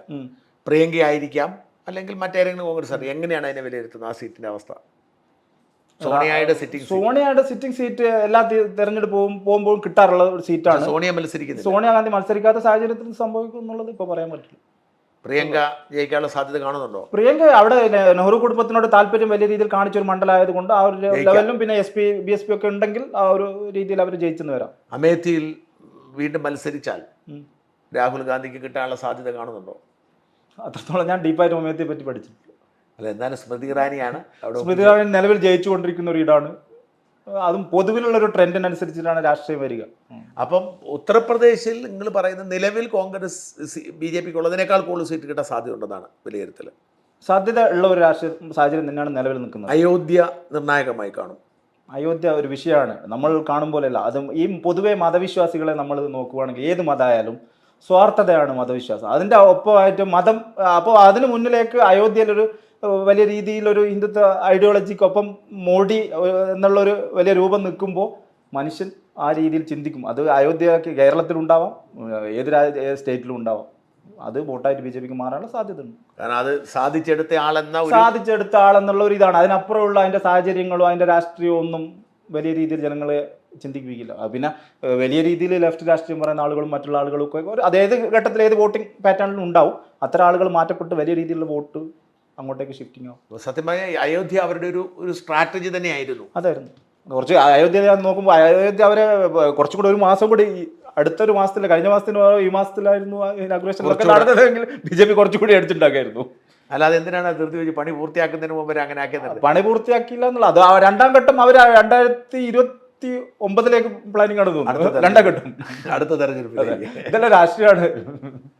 അപ്പൊ അത് ശരിക്കും ഗുണം ചെയ്യും അയോധ്യ അല്ലെ? നന്നായിട്ട് BJP ഗുണം ചെയ്യും. ഈ മോദി തരംഗത്തിന് എന്തെങ്കിലും മാറ്റം വന്നിട്ടുണ്ടോ? മോദി ഒരു ഫാക്ട് ഇല്ലേ, അത് ദേശീയ തലത്തിൽ മാറ്റം എന്തെങ്കിലും വന്നിട്ടുണ്ടോ? മോദി തരംഗം എന്നുള്ളതിനേക്കാൾ ഞാൻ നോക്കുമ്പോൾ അത് ഹിന്ദുത്വ രാഷ്ട്രീയം തന്നെയാണ്. അത് മോദി മാറി അമിത്ഷായോ യോഗിയോ ആയാലും ആ ഒരു ഫാക്ടർ രാജ്യത്തുണ്ട്. രാജ്യം അങ്ങനെ മാറ്റപ്പെട്ടിട്ടുണ്ട് രാഷ്ട്രീയ സാഹചര്യം. അവർക്ക് അതിനുള്ള മിഷനറികൾ ഉണ്ടായിരുന്നു, അവരതിന് വർക്ക് ചെയ്തിട്ടുണ്ടായിരുന്നു. കോൺഗ്രസിനെ സംബന്ധിച്ച് നമ്മൾ നോക്കുകയാണെങ്കിൽ 2004 വന്ന അധികാരം ഒരു കോൺഗ്രസിന് അന്ന് അപ്രതീക്ഷിതമായി കിട്ടിയതാണെങ്കിൽ അത് യൂസ് ചെയ്യുന്നതിൽ കോൺഗ്രസ് പരാജയപ്പെട്ടു പോയി. 2004 10 വർഷത്തെ ഭരണത്തിൽ അവരത് വേണ്ട വിധത്തിൽ ഉപയോഗിച്ചില്ല. നമ്മൾ ഇന്ന് നോക്കുകയാണെങ്കിൽ മാധ്യമങ്ങളുടെ സാധ്യതകൾ ഉപയോഗിച്ചില്ല, സോഷ്യൽ മീഡിയ ഉപയോഗിച്ചില്ല, ഒന്നും തന്നെ ഉപയോഗിച്ചില്ല. അവർ അധികാരത്തിനൊപ്പം പഴയ കാലത്തെ പോലെ തന്നെ മുന്നോട്ട് കൊണ്ടുപോയതാണ് കോൺഗ്രസിനെ സംബന്ധിച്ച് ഇന്ന് രാജ്യത്ത് നേരിടുന്ന പ്രതിസന്ധി. പിന്നെ കോൺഗ്രസിനെ സംബന്ധിച്ചിടത്തോളം കോൺഗ്രസ് എങ്ങനെ ഡെവലപ്പായി വരും എന്നുള്ളൊരു ചോദ്യമാണെങ്കിൽ കോൺഗ്രസിന് വേണ്ടത് ഒരു അദാനിയാണ്, കോൺഗ്രസിന് വേണ്ടത് ഒരു അമർ സിംഗ് ആണ്, ഒരു അഹമ്മദ് പട്ടേലാണ്. അങ്ങനെയുള്ള ലീഡേഴ്സോ ഒരു അദാനി ഗ്രൂപ്പിനോ രാഹുൽ ഗാന്ധി അത്തരത്തിലുള്ള ഒരു രാഷ്ട്രീയം എന്ന് പറയുന്നത് വെറും ഐഡിയോളജിക്കലി അത് കാൽക്കുലേറ്റ് ചെയ്ത് എടുക്കുന്നതിൽ രാഹുൽ ഗാന്ധിക്ക് ഇല്ല. രാഹുൽ ഗാന്ധിനെ നമ്മൾ നോക്കുകയാണെങ്കിൽ രാഹുൽ ഗാന്ധി രാഷ്ട്രീയത്തിൽ വന്ന ഘട്ടം എന്ന് പറഞ്ഞാൽ 2004 ആക്റ്റീവ് ആയത്. അന്ന് ലെഫ്റ്റ് ആയിരുന്നു കേന്ദ്രത്തിൽ വലിയ അപ്രമാദിത്വം. അന്ന് ലെഫ്റ്റ് ലീഡേഴ്സിന്റെ ഐഡിയോളജിയോടാണ് രാഹുൽ ഗാന്ധി ചേർന്ന് നിന്നത്. രാഹുൽ ഗാന്ധി ഇപ്പോൾ വലിയ രീതിയിൽ സ്വാധീനിക്കുന്നത് ലെഫ്റ്റാണ്. ലെഫ്റ്റ് ഐഡിയോളജി അത് വേറൊരു പാറ്റേൺ ആണ്. പക്ഷെ അത് കോൺഗ്രസിലേക്ക് അപ്ലൈ ചെയ്യുമ്പോൾ ദേശീയ രാഷ്ട്രീയത്തിൽ ഇന്ത്യൻ രാഷ്ട്രീയത്തിൽ ഒരു കാലഘട്ടത്തിൽ കോർപ്പറേറ്റുകൾ ഇല്ലാത്ത ഒരു രാഷ്ട്രീയം ഇന്ത്യയിൽ ഉണ്ടായിട്ടില്ല. അപ്പോൾ രാഹുൽ ഗാന്ധി കോർപ്പറേറ്റ് വിരുദ്ധതയിലേക്ക് പോയി, മാധ്യമങ്ങൾ ആ രീതിയിലേക്ക് പോയി. അപ്പോൾ കോൺഗ്രസ് നേരിടുന്ന പ്രതിസന്ധി ചെറുതല്ല. കോൺഗ്രസിന് നേതൃത്വം, രാഹുലിന്റെ നേതൃത്വം പോരാ അല്ലേ? ഈ തെരഞ്ഞെടുപ്പോട് കൂടി അതൊരു വലിയ ചോദ്യചിഹ്നമാവും എന്നുള്ളത് തന്നെയാണ്. അപ്പോൾ ചുരുക്കി പറഞ്ഞാൽ ഒരു കാര്യം ചോദിച്ചോട്ടെ, ഈ ലോക്സഭാ തെരഞ്ഞെടുപ്പ് കഴിയുമ്പോൾ കോൺഗ്രസിന് നില മെച്ചപ്പെടുമോ? ചെറിയ രീതിയിൽ മെച്ചപ്പെടാൻ സാധ്യതയുണ്ട്. ഈ മുന്നണിയൊക്കെ ഉള്ളതുകൊണ്ട് ചെറിയ രീതിയിൽ, വലിയ രീതിയിലുള്ളൊരു മുന്നണി സീറ്റെണ്ണം വർദ്ധിപ്പിക്കുക എന്നുള്ളത് എളുപ്പമല്ല. അതിനുള്ള സാഹചര്യമുള്ള സ്റ്റേറ്റുകളായിട്ട് കാണാൻ കഴിയുന്നില്ല. അപ്പോൾ കഴിഞ്ഞ പ്രാവശ്യം പഞ്ചാബ് ഉണ്ടായിരുന്നു, ഇപ്പോൾ ആകെ പ്രതീക്ഷയുള്ള തെലുങ്കാനയിലാണ്. പിന്നെ തമിഴ്നാട്ടിലും കഴിഞ്ഞ പ്രാവശ്യത്തോളം ആ ഒരു ഗ്യാപ്പിൽ കയറി വന്ന രീതിയിൽ കയറി വരുമെന്നുള്ള കേരളത്തിലെ സാഹചര്യങ്ങൾ ഇതിനപ്പുറം മുന്നോട്ട് പോകാനില്ല. അപ്പം എവിടെ നിന്ന് സീറ്റ് എന്നുള്ളത് വിഷയമാണ്. അത് ഒരുപക്ഷെ മഹാരാഷ്ട്രയിലാവാം. അങ്ങനെയുള്ള ചെറിയ പോക്കറ്റുകളിൽ നിന്ന് എവിടെ നിന്നെങ്കിലും വന്നാലല്ലാതെ സീറ്റില്ല. അല്ല, കേരളത്തിലും തമിഴ്നാട്ടിലും കുറഞ്ഞാൽ കോൺഗ്രസിന്റെ അവസ്ഥ വീണ്ടും ദയനീയമാകത്തേ ഉള്ളൂ. അതിനുള്ള രണ്ടിടത്തും സാധ്യത ഉള്ളപ്പോൾ ഒരുപക്ഷെ കൂടുതൽ സീറ്റ് കിട്ടുമെന്ന് ഉറപ്പ് പറയാൻ പറ്റത്തില്ല അല്ലേ നിലവിലുള്ളതിനേക്കാൾ? കേരളത്തിൽ എന്തായാലും അതിനപ്പുറം ഒരു സാധ്യത ഇല്ല. ആകെ ഒരു സീറ്റ് ആലപ്പുഴയിലല്ലേ കുറഞ്ഞത്, അത് കൂടി വന്നാലും മറ്റൊരു സീറ്റുകളിൽ ഉണ്ടാകുന്ന വടക്ക് കിഴക്കൻ സംസ്ഥാനങ്ങളിൽ കഴിഞ്ഞ പ്രാവശ്യം വളരെ തന്ത്രപൂർവ്വമായ നീക്കങ്ങൾ നടത്തിയിട്ടാണ് BJP കുറച്ച് സീറ്റ് നേടിയത്. മണിപ്പൂർ അടക്കമുള്ള വിഷയങ്ങൾ അവിടെ ബാധിക്കുമോ? മണിപ്പൂരുണ്ട്. BJPക്ക് സീറ്റ് കുറയാനുള്ള ഒരു സാധ്യത ഹരിയാന കാർഷിക സമരങ്ങൾ അങ്ങനെയുള്ള ചെറിയ അതൊന്നും വർക്കിംഗ് ആക്കി എടുക്കുക എന്നുള്ള എളുപ്പമല്ല. മാധ്യമങ്ങൾ കൃത്യമായ അജണ്ട സെറ്റ് ചെയ്യുന്നു. ഒരു കാലത്ത് മാധ്യമങ്ങൾക്ക് രാഷ്ട്രീയ പാർട്ടികൾ അജണ്ട സെറ്റ് ചെയ്ത് മാധ്യമങ്ങൾ റൂമുകളിലേക്ക് എത്തുകയാണെങ്കിൽ ഇന്ന് മാധ്യമ റൂമുകളിൽ നിന്നാണ് രാഷ്ട്രീയം സെറ്റ് ചെയ്തിട്ട് പുറത്തേക്ക് പോകുന്നത്. അപ്പോൾ അങ്ങനെയുള്ള ഒരു ഇന്ത്യൻ രാഷ്ട്രീയ സാഹചര്യത്തിൽ ജനങ്ങളിലേക്ക് മാധ്യമങ്ങളില്ലാതെ ഒരു രാഷ്ട്രീയ പാർട്ടിക്കും എത്താൻ കഴിയില്ല. മാധ്യമങ്ങൾ കോർപ്പറേറ്റുകളുടെ കയ്യിലാകുന്ന ഈ കാലഘട്ടത്തിൽ രാഷ്ട്രീയം എന്നുള്ളത് ഇന്ത്യൻ രാഷ്ട്രീയത്തിലൊരു ചോദ്യചിഹ്നമാണ്. ഇതിങ്ങനെയുള്ളൂ. അല്ല, ഞാൻ വടക്കേ പക്ഷെ കുറച്ച് സീറ്റേ ഉള്ളെങ്കിൽ പോലും ചെറിയ കുറവ് വരത്തില്ല. അവിടെ ചെറിയ കുറവുണ്ട്. മണിപ്പൂർ ഇഷ്യൂ അവിടെ ആ ഒരു ഏരിയയിൽ ബെൽറ്റിൽ പ്രശ്നമാവും, BJPക്ക് പ്രശ്നമാവും. അത് മണിപ്പൂർ ഇഷ്യൂ കേരളത്തിലും BJPക്ക് പ്രതീക്ഷിക്കുന്ന ഒരു വിഷയങ്ങൾ വരും. BJP പറയേണ്ട രാഷ്ട്രീയം ഇപ്പോൾ പറയുന്ന ഒരു ക്രിസ്ത്യൻ കമ്മ്യൂണിറ്റിയിലേക്കും മറ്റ് മൈനോറിറ്റിയിലേക്കുള്ള കടന്നുകയറ്റത്തിനുള്ള പരിശ്രമം വലിയ രീതിയിൽ വിജയത്തിലേക്ക് എത്തില്ല. അത് തൃശ്ശൂരിലടക്കം എന്നുള്ളതാണ് എൻ്റെ ബോധ്യം. അതിൽ സാധ്യതകളുള്ളത് നമ്മൾ എന്ത് കാര്യങ്ങൾ എടുക്കുമ്പോൾ മുൻകാല ചരിത്രമാണല്ലോ. 2 ഉപതെരഞ്ഞെടുപ്പ് നടന്നതിൽ BJP വോട്ട് ബാക്കൗട്ടാണ്. ക്രിസ്ത്യൻ ബെൽറ്റിൽ നടന്ന കേരളത്തിൽ 2 നിയമസഭാ ഉപതെരഞ്ഞെടുപ്പിൽ എൻ രാധാകൃഷ്ണൻ ഉൾപ്പെടെ മത്സരിച്ചപ്പോൾ ബാക്കൗട്ടാണ് പോയത്. അങ്ങനെ ഉണ്ടാകുന്ന സാഹചര്യത്തിൽ ഈ തൃശ്ശൂർ അടക്കമുള്ള ഇടങ്ങളിൽ എന്ത് സംഭവിക്കും എന്നുള്ളത് BJP പ്രതീക്ഷിക്കുന്ന തരത്തിൽ അങ്ങനെ BJPക്ക് തൃശ്ശൂരിൽ ഒരു എഡ്ജ് ഉണ്ടാവണമെങ്കിൽ അത് ക്രിസ്ത്യൻ കമ്മ്യൂണിറ്റിയിൽ നിന്ന് ഒരു ഏറി വന്നാൽ 1% വോട്ടിന്റെ വളർച്ച, 1-2 മാക്സിമം പോയ 2% വളർച്ച. ലാഭങ്ങൾ പറയുന്നത് തൃശ്ശൂരിൽ സുരേഷ് ഗോപിക്ക് വിജയ സാധ്യത ഇല്ലെന്നാണോ? വിജയ സാധ്യതയില്ല. തെരഞ്ഞെടുപ്പ് ഇപ്പം കൊടുമ്പിരി കൊണ്ട് തെരഞ്ഞെടുപ്പ് ഇപ്പം നിലവിൽ തെരഞ്ഞെടുപ്പിന്റെ സാഹചര്യങ്ങൾ ഉയർന്നു വരികയാണ്. അപ്പോൾ എന്ത് രാഷ്ട്രീയം ഇപ്പോൾ കഴിഞ്ഞ 2-3 ദിവസമായിട്ട് തെരഞ്ഞെടുപ്പിന്റെ രീതികൾ ഇങ്ങനെ മാറി മാറി വരികയാണ്. തൃശ്ശൂരിൽ സുരേഷ് ഗോപിന്റെ വിജയ സാധ്യത ഉണ്ടോ ഇല്ലയോ എന്നുള്ളതിനേക്കാൾ അവിടെ നല്ല ടൈറ്റ് ഫൈറ്റ് ആയിരിക്കും. അവിടെ ഇപ്പോൾ കെ മുരളീധരൻ മത്സരിക്കും എന്നുള്ള രീതിയിലേക്ക് പോകുന്നു. അതെ, മുരളീധരൻ ആണെങ്കിൽ അത് കോൺഗ്രസിന് ഗുണം ചെയ്യും, ബി ജെ പിക്ക് ദോഷം ചെയ്യുന്നതാണെങ്കിൽ അതെങ്ങനെ മുരളീധരൻ ഫാക്ടർ എങ്ങനെയാണ് വിലയിരുത്തുന്നത്? മുരളീധരൻ ഫാക്ടറിനെ നോക്കുവാണെങ്കിൽ മുരളീധരൻ വടകരയിൽ നിന്ന് വരുമ്പോൾ മുരളീധരൻ വടകരയിൽ കുറച്ച് വിഷയങ്ങളുണ്ട്. നിലവിലെ സാഹചര്യത്തിലും വടകരയിൽ മുസ്ലിം ലീഗിൻ്റെ കാര്യങ്ങളിൽ വടകരയിൽ വിഷയങ്ങളുണ്ട്. മുസ്ലിം ലീഗ് വടകരയിൽ മെയിൻ ഘടകമാണ്. മുസ്ലിം ലീഗിൻ്റെ വടകരയിൽ വോട്ട് എന്ന് പറഞ്ഞാൽ പ്രവാസികളടക്കം വന്ന് വോട്ട് ചെയ്യുന്ന വടകരയിലെ റിസൾട്ടിൽ നിങ്ങൾ ഒരു 80% പോളിംഗ് നടന്നിട്ടുണ്ടെങ്കിൽ എഡ്ജ് കോൺഗ്രസ്. അതെല്ലാം താഴോട്ട് പോകണമെങ്കിൽ അവിടെ പക്ക CPM വോട്ട് സ്ട്രോങ് ആണ്. ആ വോട്ടിംഗ് പെർസെൻറ്റേജ് കൃത്യമായി നിലനിർത്തുന്നുണ്ട്. മാത്രമല്ല ഈ പ്രവാസികളടക്കമുള്ള മുസ്ലിം ലീഗിൻ്റെ വോട്ടേഴ്സ് അടക്കം വന്ന് ചെയ്താലാണ് കോൺഗ്രസിൻ്റെ ലക്ഷ്യസ്ഥാനത്ത് എത്താൻ കഴിയും. മാത്രമല്ല ഇപ്പോൾ RMPൻ്റെ കാര്യത്തിലും ഒരു ഡീപ്പ് ലെഫ്റ്റ് ആയിട്ടുള്ള ആളുകളാണ് ഒരർത്ഥത്തിൽ RMPക്കും രമ വടകരയിൽ മത്സരിച്ച് UDFൻ്റെ ഒപ്പം ചേർന്നതിന് ശേഷം നേരിടുന്ന ഒരു തെരഞ്ഞെടുപ്പാണ് ഈ വരാൻ പോകുന്നത്. അങ്ങനെ വരുമ്പം RMPയുടെ ഒരു ലെഫ്റ്റ് മൈൻഡ് എപ്പോഴും ഉള്ളിലുണ്ടാവും. അപ്പോൾ ആ ലെഫ്റ്റ് മൈൻഡിൽ എത്രത്തോളം കോൺഗ്രസിലേക്ക് ഇനി ഷിഫ്റ്റിംഗ് ഉണ്ടാവും എന്നുള്ളതൊക്കെ ഒരുപാട് കാര്യങ്ങളുണ്ട് അവിടെ. അപ്പോൾ മുരളീധരനെ സംബന്ധിച്ചിടത്തോളം വടകരയും അത്ര എളുപ്പത്തിലല്ല. അപ്പം ഈ ഇങ്ങോട്ടേക്കുള്ള ഷിഫ്റ്റ് മുരളീധരൻ ടീച്ചറിനും എഡ്ജുണ്ട് അവിടെ. ശൈലജ ടീച്ചർക്ക് എഡ്ജുണ്ട്. ശൈലജ ടീച്ചർക്ക് കരിഷ്മ ഉണ്ടെങ്കിലും ശൈലജ ടീച്ചറിന്റെ കാര്യത്തിലും പ്രശ്നമുണ്ട്. ശൈലജ ടീച്ചർ എല്ലാ അർത്ഥത്തിലും ലെഫ്റ്റിന് കൊള്ളാവുന്ന സ്ഥാനാർത്ഥിയാണെന്ന് പറയുമ്പോഴും ശൈലജ ടീച്ചറിന് ഒരു PR സെറ്റപ്പ് വലിയ രീതിയിൽ ഉണ്ട് എന്ന് ശൈലജ ടീച്ചർ മന്ത്രി സ്ഥാനം രാജിവെച്ചതിന് ശേഷം മാധ്യമങ്ങളിൽ ചർച്ചയായിട്ടുണ്ട്, ജനങ്ങളിലേക്ക് എത്തപ്പെട്ടിട്ടുണ്ട്. അപ്പോൾ PRന്റെ ഒരു വലിയൊരു ആൾരൂപമാണ് ശൈലജ ടീച്ചർ എന്നുള്ളത് കോൺഗ്രസിനുണ്ട്. പിന്നെ നമ്മൾ പേഴ്സണലി ഓരോ സ്ഥാനാർത്ഥികളെ വിലയിരുത്തുന്നതിനപ്പുറം കേരളത്തിൽ പൊതു രാഷ്ട്രീയം എങ്ങനെ പോകും എന്നുള്ളതാണ്.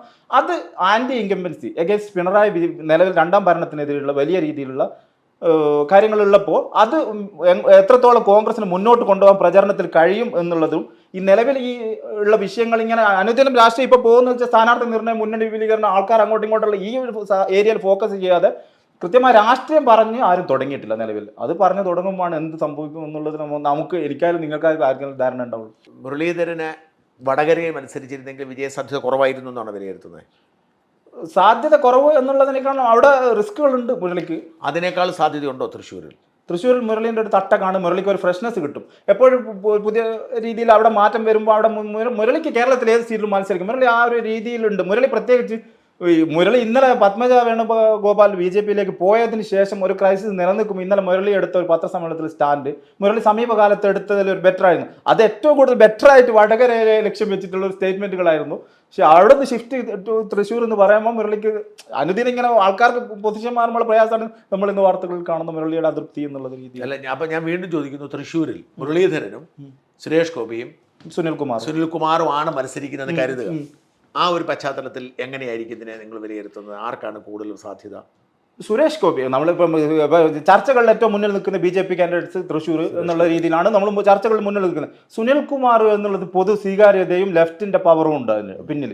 അങ്ങനെ 3 ശക്തമായ ത്രികോണ മത്സരമാണ്. പക്ഷേ BJPക്ക് കഴിഞ്ഞ പ്രാവശ്യം വലിയ രീതിയിൽ വോട്ടിന്റെ ഉയർച്ച ഉണ്ടാക്കാൻ കഴിഞ്ഞിട്ടുണ്ടായിരുന്നു. അത് അന്ന് ശബരിമല പോലുള്ളൊരു വിഷയം ഉണ്ടായിരുന്നു. പക്ഷേ ശബരിമല പോലൊരു വിഷയം ഉണ്ടായിട്ട് അവിടം വരെ എത്തി. അതിനുശേഷം അങ്ങോട്ട് പോകും എന്നുള്ളത് ഞാൻ പറഞ്ഞ രീതിയിൽ ഈ പൊതുവിൽ ഇനി അങ്ങോട്ടുള്ള ഷിഫ്റ്റ് എന്ന് പറഞ്ഞാൽ BJPയിലേക്ക് വരേണ്ട വോട്ട് കോൺഗ്രസിന്റെ സൈഡിലുള്ള വോട്ടുകൾ ഓൾറെഡി നിലവിൽ ഒരു ഘട്ടത്തിൽ എത്തിക്കഴിഞ്ഞ് ഇനി വരേണ്ടത് ലെഫ്റ്റ് എന്നുള്ള വോട്ടാണ് BJPക്ക് കിട്ടേണ്ടത്. അപ്പോൾ അങ്ങനെയുള്ള ആ ഷിഫ്റ്റും കൂടി നടന്നു കഴിഞ്ഞാലാണ് അവിടെ BJPക്കുള്ള സാധ്യത. 10% വോട്ടെങ്കിലും അധികം ഒരു 10% അടുത്തെങ്കിലും പിടിച്ചാൽ ത്രികോണ മത്സരത്തിൽ മേജർ ഒരു ലീഡിലേക്ക് പോയിട്ട് വിജയിക്കാൻ. നിങ്ങൾക്ക് ആ 3 പേര് ആര് ജയിക്കും എന്ന് പറയാൻ പറ്റാത്ത സാഹചര്യം അങ്ങനെയാണോ? തെരഞ്ഞെടുപ്പ് മുന്നോട്ട് പോകണം. ആര് ജയിക്കും എന്നുള്ളത് ഇപ്പൊ പറയുക ബുദ്ധിമുട്ടുള്ള കാര്യം തന്നെയാണ്. BJP വേണമെങ്കിൽ ജയിക്കാം, വേണമെങ്കിൽ ജയിക്കാം എന്നുള്ള നല്ല സ്റ്റാൻഡ് പൂർണ്ണമായും തള്ളിക്കളയേണ്ട കാര്യം. പൂർണ്ണമായും തള്ളിക്കളയും. ഞാൻ നേരത്തെ പറഞ്ഞ അയോധ്യ വിഷയം നമ്മളിപ്പം ഇവിടെ കേരളത്തിലായാലും ചില ആളുകളിൽ ചില അമ്മമാരിലൊക്കെ സ്വാധീനം ഉണ്ടാക്കിയിട്ടുണ്ട്. അത് അവർക്ക് ഒരു താല്പര്യമുണ്ട്. അത് അങ്ങനെ പറഞ്ഞിട്ട് കാര്യമില്ല. ആളുകൾക്ക് മാത്രമല്ല ക്രിസ്ത്യൻ വോട്ടിലൊരു ചെറിയ ഷിഫ്റ്റ് തൃശ്ശൂരിൽ ക്രിസ്ത്യൻ വോട്ടിൽ ഷിഫ്റ്റ് എന്ന് പറഞ്ഞാൽ ചില BJP അനുബന്ധ നേതാക്കൾ ചില പള്ളിയും മറ്റുള്ള വിഷയങ്ങളിൽ നടത്തുന്ന പ്രസ്താവനകളും പൊതുവിൽ ക്രിസ്ത്യൻ വോട്ടിൻ്റെ അകത്തൊരു ഞാൻ കാണുന്നത് ചില തൃശ്ശൂരിൽ ഒരു 1 മുതൽ മാക്സിമം പോയാൽ 2% ക്രിസ്ത്യൻ കമ്മ്യൂണിറ്റിയിൽ നിന്ന് വോട്ട് കിട്ടും. മാക്സിമം പോയാൽ അതിനപ്പുറം എല്ലാം കോലാഹലമായിരിക്കും. അത് നമ്മൾ എന്തുകൊണ്ട് പറയുന്നതെന്ന് വെച്ചാൽ പുതുപ്പള്ളി നമ്മുടെ മുന്നിലുണ്ട്, ഉമാ തോമസ് ജയിച്ച തെരഞ്ഞെടുപ്പുണ്ട്. അന്നും ഈ ഫാക്ടർ വർക്ക് ചെയ്തിട്ട് വോട്ടെണ്ണിയപ്പോൾ BJP ഗുണമുണ്ടായിരുന്നില്ല. BJPയുടെ കാൽക്കുലേഷൻ, BJP ഇപ്പോൾ എടുത്ത സ്റ്റാൻഡ് പാളി ഒരു 10 വർഷം പോകുന്ന ഒരു സ്റ്റാൻഡായിട്ട് മാറും അത് എന്നുള്ളത് ഉണ്ട്. എന്നുവെച്ചാൽ അല്ല, അത് പക്ഷേ വ്യത്യാസം നമ്മൾ കാണേണ്ടതുണ്ട്. അതായത് ഇപ്പോൾ പുതുപ്പള്ളിയിലും തൃക്കാക്കരയിലും ഒക്കെ ഒന്ന് BJPക്ക് ഒട്ടും ഒരു സാന്നിധ്യമുള്ള മണ്ഡലങ്ങളല്ല. രണ്ട്, അവരുടെ സ്ഥാനാർത്ഥി നിർണയവും ഒട്ടും ജനപ്രിയമായിരുന്നു. പക്ഷെ തൃശ്ശൂർ അങ്ങനെ അല്ല. AN രാധാകൃഷ്ണൻ ലീഡർ എന്നുള്ള നല്ല ലീഡറാണെങ്കിലും ഞാൻ പറഞ്ഞ ഒരു നിലവിലുള്ള പെർസെന്റേജ് വോട്ടും നിലനിർത്താൻ പറ്റിയില്ല എന്നുള്ളതാണ് BJP. അല്ല, അതാ പറഞ്ഞത്. അത് ഒരു പിണറായി വിരുദ്ധ വോട്ടും ഇപ്പം ഉമ്മൻചാണ്ടിയുടെ മകൻ ആ ഒരു ഫാക്ടറാവുന്നു. മറുഭാഗത്ത് PT തോമസിന്റെ ഭാര്യ. ഈ ഒരു വികാരം വരികയും അവർ പിക്ചറില്ലാതെ കഴിയുമ്പോൾ ആ ഒരു തരംഗത്തിൽപ്പെട്ട് പോയതാവും. എത്രത്തോളം തരംഗം വന്നാൽ കോർ വോട്ട് ഇടിഞ്ഞു പോയി എന്നുള്ളത്, അതിനപ്പുറം BJP പ്രതീക്ഷിച്ചേരുന്ന വോട്ട് വന്നില്ല എന്നുള്ളതാണ് അവിടുത്തെ റിസൾട്ട്. പക്ഷെ സുരേഷ് ഗോപിയുടെ അടുത്ത് അത് വരുമോ എന്നുള്ള എന്റെ ചോദ്യം. അത് വരുമോ എന്നുള്ളത് നമ്മൾ പ്രവാചകനല്ല, രാഷ്ട്രീയ സാഹചര്യങ്ങളാണ് നമ്മൾ. അല്ല, സുരേഷ് ഗോപി എന്ന് പറയുമ്പം ഭയങ്കര ജനപ്രിയനായ ഒരാളായി മാറിയിട്ടുണ്ട്. അദ്ദേഹത്തിന്റെ പെരുമാറ്റങ്ങളും ഇടപെടലും കൊണ്ട് അതാണ് എന്റെ ചോദ്യം. അപ്പൊ സുരേഷ് ഗോപിക്ക് ഒരു എഡ്ജ് കിട്ടും. മലയാളികൾ വലിയ രീതിയിൽ രാഷ്ട്രീയത്തിൽ പിന്നാമ്പുറത്തേക്ക് തേടി പോകുന്ന ആളുകളാണ്. അപ്പോൾ സുരേഷ് ഗോപിന്റെ എല്ലാ മേഖലയും, പിന്നെ രാഷ്ട്രീയ നേതാവ് എന്നുള്ളൊരു പക്വതയിലേക്ക് സുരേഷ് ഗോപി വളർന്നു എന്ന് ഞാൻ വിശ്വസിക്കുന്നില്ല. പിന്നെ സുരേഷ് ഗോപി അടുത്ത കാലത്ത് നടത്തിയ ചില സ്റ്റേറ്റ്മെന്റുകൾ സ്ലിപ്പ് ആവുന്നുണ്ട്. അപ്പോൾ അങ്ങനെയുള്ള കാര്യങ്ങളൊക്കെ വരുന്നുണ്ട്. പക്ഷേ സുരേഷ് ഗോപിക്ക് ഏറ്റവും എഡ്ജുള്ള കാര്യം വെച്ചാൽ മോഡി സ്വന്തം ആളായിട്ട് വന്ന് മകളുടെ കല്യാണത്തിനടക്കം പങ്കെടുത്ത് വലിയൊരു ബിൽഡപ്പ് ഉണ്ടാക്കിയത് കൊണ്ട് മോഡി എൻ്റെ ആളാണ് എന്ന് പറഞ്ഞ് അവതരിപ്പിക്കുമ്പോൾ ഉണ്ടാവുന്ന സാധ്യതകളാണ് സുരേഷ് ഗോപിക്ക് മുന്നിലുള്ള ഈ ബാക്കിയുള്ള വോട്ടിംഗ് പെർസെൻറ്റേജ് വർദ്ധിപ്പിക്കാനുള്ള ഒരു സാധ്യത. നമ്മളിപ്പം സുരേഷ് ഗോപിയെയും BJPയെയും ഹൈലൈറ്റ് ചെയ്ത് സംസാരിച്ചുകൊണ്ട് തന്നെ നമുക്ക് നേരെ തിരുവനന്തപുരത്തേക്ക് തന്നെ പോകാം. കാരണം തിരുവനന്തപുരമാണ് പരമ്പരാഗതമായി BJPക്ക് ഏറ്റവും കൂടുതൽ വോട്ടുള്ള മണ്ഡലം. തൃശ്ശൂർ ഇപ്പോൾ ഡെവലപ്പ് ചെയ്ത് വന്നതാണ്. അപ്പം ഒരു സ്ഥാനാർത്ഥി നിർണ്ണയത്തിൽ ആശയക്കുഴപ്പമുണ്ടെങ്കിലും രാജീവ് ചന്ദ്രശേഖർ വന്നിട്ടുണ്ട്. രാജീവ് ചന്ദ്രശേഖർ പോരാ എന്ന് തോന്നലായിരുന്നു നേരത്തെ ഉണ്ടായിരുന്നു. പക്ഷേ ഇപ്പോൾ കളത്തിലിറങ്ങി കഴിയുമ്പോൾ രാജീവ് ചന്ദ്രശേഖർ നല്ല പ്രാപ്തി ഉണ്ടെന്നും അറിവുണ്ടെന്നും മലയാളം അറിയാവുന്ന ജനത്തിന് തോന്നലുണ്ടാക്കിയിട്ടുണ്ട്. ഞാനൊരു മലയാളം അറിയാവുന്ന തോന്നലുണ്ടാക്കിയ താങ്കളുമായിട്ടുള്ള ഇന്റർവ്യൂ ആണ്, ഈ ചാനലിലൂടെയാണ് അത് പുറത്തേക്ക് എത്തിയത്. അത്രത്തോളം ഫ്ലുവൻ്റ് ആയിട്ട് മലയാളം മലയാളം മാത്രമല്ല, രാജീവ് ഇത്രയും വിഷൻ ഉണ്ടെന്നൊക്കെ ജനത്തിന് മനസ്സിലായതും. വിഷനിന്റെ കാര്യത്തിൽ രാജീവ് ചന്ദ്രശേഖർ മോശക്കാരനാണെന്ന് ആരും വിശ്വസിക്കുന്നില്ല എന്നാണ് എന്റെ ബോധ്യം. അല്ല, അത്രയും അദ്ദേഹത്തിന്റെ ഒരു അനുഭവമൊക്കെ. അപ്പം ഇത് നല്ല മത്സരമാക്കിയിട്ട്. അപ്പോൾ അതുകൊണ്ട് തിരുവനന്തപുരത്ത് എങ്ങനെ വിലയിരുത്തും? BJP 2014 കേവലം 14,000 വോട്ടിനാണ് തോറ്റത്, അതും ഒരു പൊളിറ്റിക്കൽ സ്ഥാനാർത്ഥി. അതിനേക്കാൾ അപ്പം ശശി തരൂരിൻ്റെ ഒരു അപ്പർ ഹാൻഡ് എന്ന് പറയുന്നത് അദ്ദേഹത്തിൻ്റെ ഒരു എന്താ പറയുക, ഒരു ആഗോള പൗരൻ, വിശ്വപൗരൻ ഇമേജ്. അതിന് പറ്റുന്ന ഒരു ഇമേജിന് പറ്റിയൊരു സ്ഥാനാർത്ഥിയായി രാജീവ് ചന്ദ്രശേഖരൻ തിരുവനന്തപുരത്ത് എന്ത് സംഭവിക്കാനുള്ള സാധ്യത? രാജീവ് ചന്ദ്രശേഖരന്റെ തെരഞ്ഞെടുപ്പ് നേരിടുന്നത് നമ്മൾ കാണുന്നത് ആദ്യമായിട്ടാണ്. രാജീവ് ചന്ദ്രശേഖരനെ നമ്മൾ കേൾക്കുന്നുണ്ട്, പല മേഖലകളിൽ കേൾക്കുന്നുണ്ടെങ്കിലും തെരഞ്ഞെടുപ്പ് നേരിടുന്ന ഇപ്പോൾ ആകെ ജനങ്ങൾക്ക് മുന്നിലെത്തിയത് മറുനാടിൻ്റെ മുന്നിലൂടെയുള്ള ഇന്റർവ്യൂ ആണ്. അതിനുശേഷം രാജീവ് ചന്ദ്രശേഖർ ഗ്രൗണ്ടിൽ എങ്ങനെയാണ്? രാജീവ് ചന്ദ്രശേഖരൻ ഒരു ബാക്കിലൊരു പ്രശ്നം വരികയാണുള്ള ഒരു സാധ്യത എന്ന് പറഞ്ഞാൽ ഇതൊരു മാധ്യമത്തിന്റെ അധിപൻ കൂടി ആയതുകൊണ്ട് മറ്റ് മാധ്യമങ്ങൾ അയാൾക്ക് എത്രത്തോളം സ്പേസ് കൊടുക്കും എന്നുള്ളത് കൂടി നമ്മൾ വിലയിരുത്തിയാൽ ഒരു പ്രശ്നമുണ്ട്. പക്ഷെ രാജീവ് ചന്ദ്രശേഖർ സ്വന്തമായിട്ട് തന്നെ ഇതൊക്കെ സെറ്റപ്പ് ചെയ്യാനുള്ള എല്ലാവിധ കപ്പാസിറ്റി ഉള്ള ആളായതുകൊണ്ട് നല്ല രീതിയിൽ തെരഞ്ഞെടുപ്പ് പ്രചരണം മുന്നോട്ട് കൊണ്ടുപോകും. ഏഷ്യാനെറ്റിനെ കാര്യമായിട്ട് ആശ്രയിക്കാതാന്ന് തോന്നുന്നു. അവർ ആ വാർത്തയിലെല്ലാം കൃത്യമായ മിതത്വം പാലിച്ച് വളരെ അതിന്റെ ഒരു ഡീസൻസി കീപ്പ് ചെയ്യുന്നുണ്ട് ഏഷ്യാനെറ്റ്. നമ്മൾ ഫോളോ ചെയ്യുമ്പോൾ കഴിഞ്ഞ ഒരു സ്ഥാനാർത്ഥി പ്രഖ്യാപിച്ചതിന് ശേഷം വളരെ അതിന്റെ ഡീസൻസി കീപ്പ് ചെയ്ത് അവര് എന്നോട് പറഞ്ഞത്, ഏഷ്യാനെറ്റുകാരോട് പറഞ്ഞത് തുല്യ പ്രാധാന്യമേ കൊടുക്കും, അതെ ഒരു അമിത പ്രാധാന്യം കൊടുക്കത്തില്ല. പക്ഷേ ഏഷ്യാനപ്പുറമുള്ള ചാനൽ ഇടപാടുകൾ ഉണ്ടല്ലോ, ചാനൽ മത്സരങ്ങൾ, അവിടെ രാജീവ് ചന്ദ്രശേഖരന് ഒരു എത്രത്തോളം സ്പേസ് കിട്ടും എന്നുള്ളത് ഒരു വിഷയമുണ്ട്. തിരുവനന്തപുരത്ത് എങ്ങനെ വിലയിരുത്തുന്നു മൊത്തത്തിൽ തിരുവനന്തപുരത്തെ മത്സരം? തിരുവനന്തപുരം ഗംഭീര മത്സരം ആവും എന്നുള്ളതിനപ്പുറം എന്ത് പറയാം, ശശി തരൂർ അവിടെ ഉള്ള ഒരാളാണ്, നിലവിലെ MP ആണ്.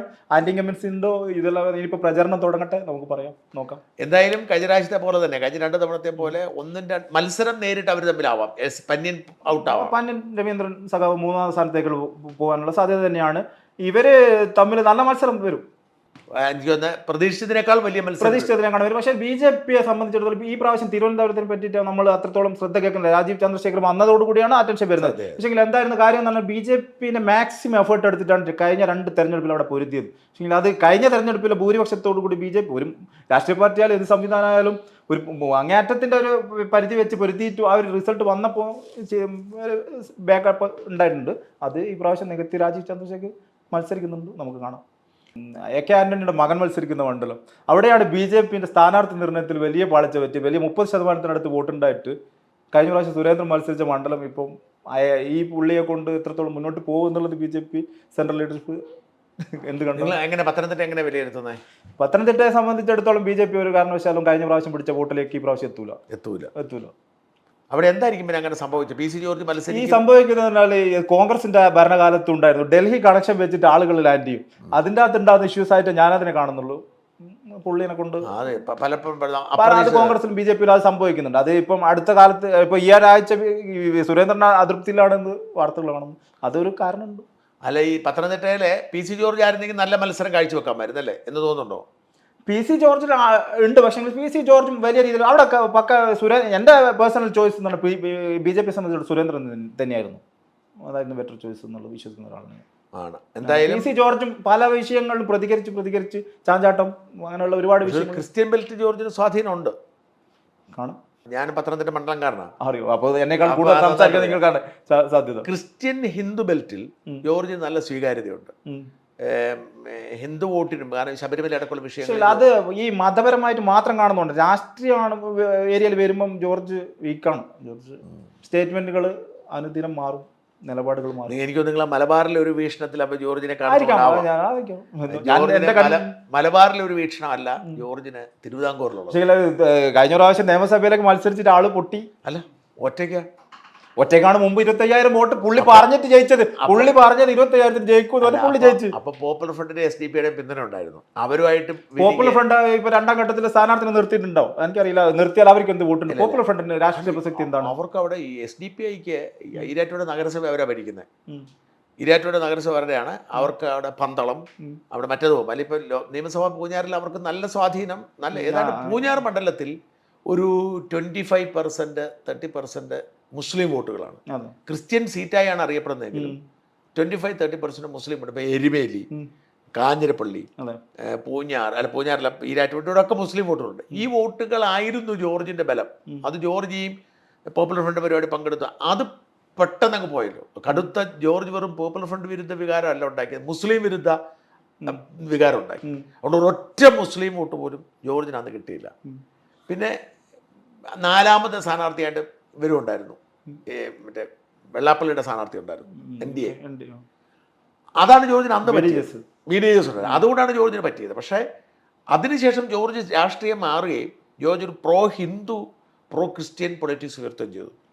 വ്യക്തിപരമായി ഞാൻ കൂടുതൽ പറയാൻ ആഗ്രഹിക്കുന്നില്ല. ഇത് മലബാറിലെ വ്യൂ ആണെന്നല്ല, നമ്മൾ കേരളത്തിൽ ഒരേ വ്യൂ ആണല്ലോ, ഒരേ ടെലിവിഷനിലാണല്ലോ നമുക്ക് തരുന്നത്. പക്ഷേ വ്യക്തിപരമായി ജോർജിന്റെ നിരന്തരമുള്ള ചാഞ്ചാട്ട രാഷ്ട്രീയത്തിൽ നിലനിൽപ്പിന് വലിയ രീതിയിൽ ബാധിക്കും. നമ്മൾ നിതീഷ് കുമാറിനെ കൊണ്ട് പറഞ്ഞതുപോലെ ജോർജിന്റെ കാര്യത്തിലും ജോർജ് പല ഘട്ടത്തിലും സ്റ്റേറ്റ്മെന്റുകൾ അത് കേവലം റിലീജിയസ് ബേസ്ഡ് അല്ല, രാഷ്ട്രീയപരമായിട്ടും എന്തോ ആവട്ടെ. നമുക്ക് കൊല്ലത്തേക്ക് പോവാം.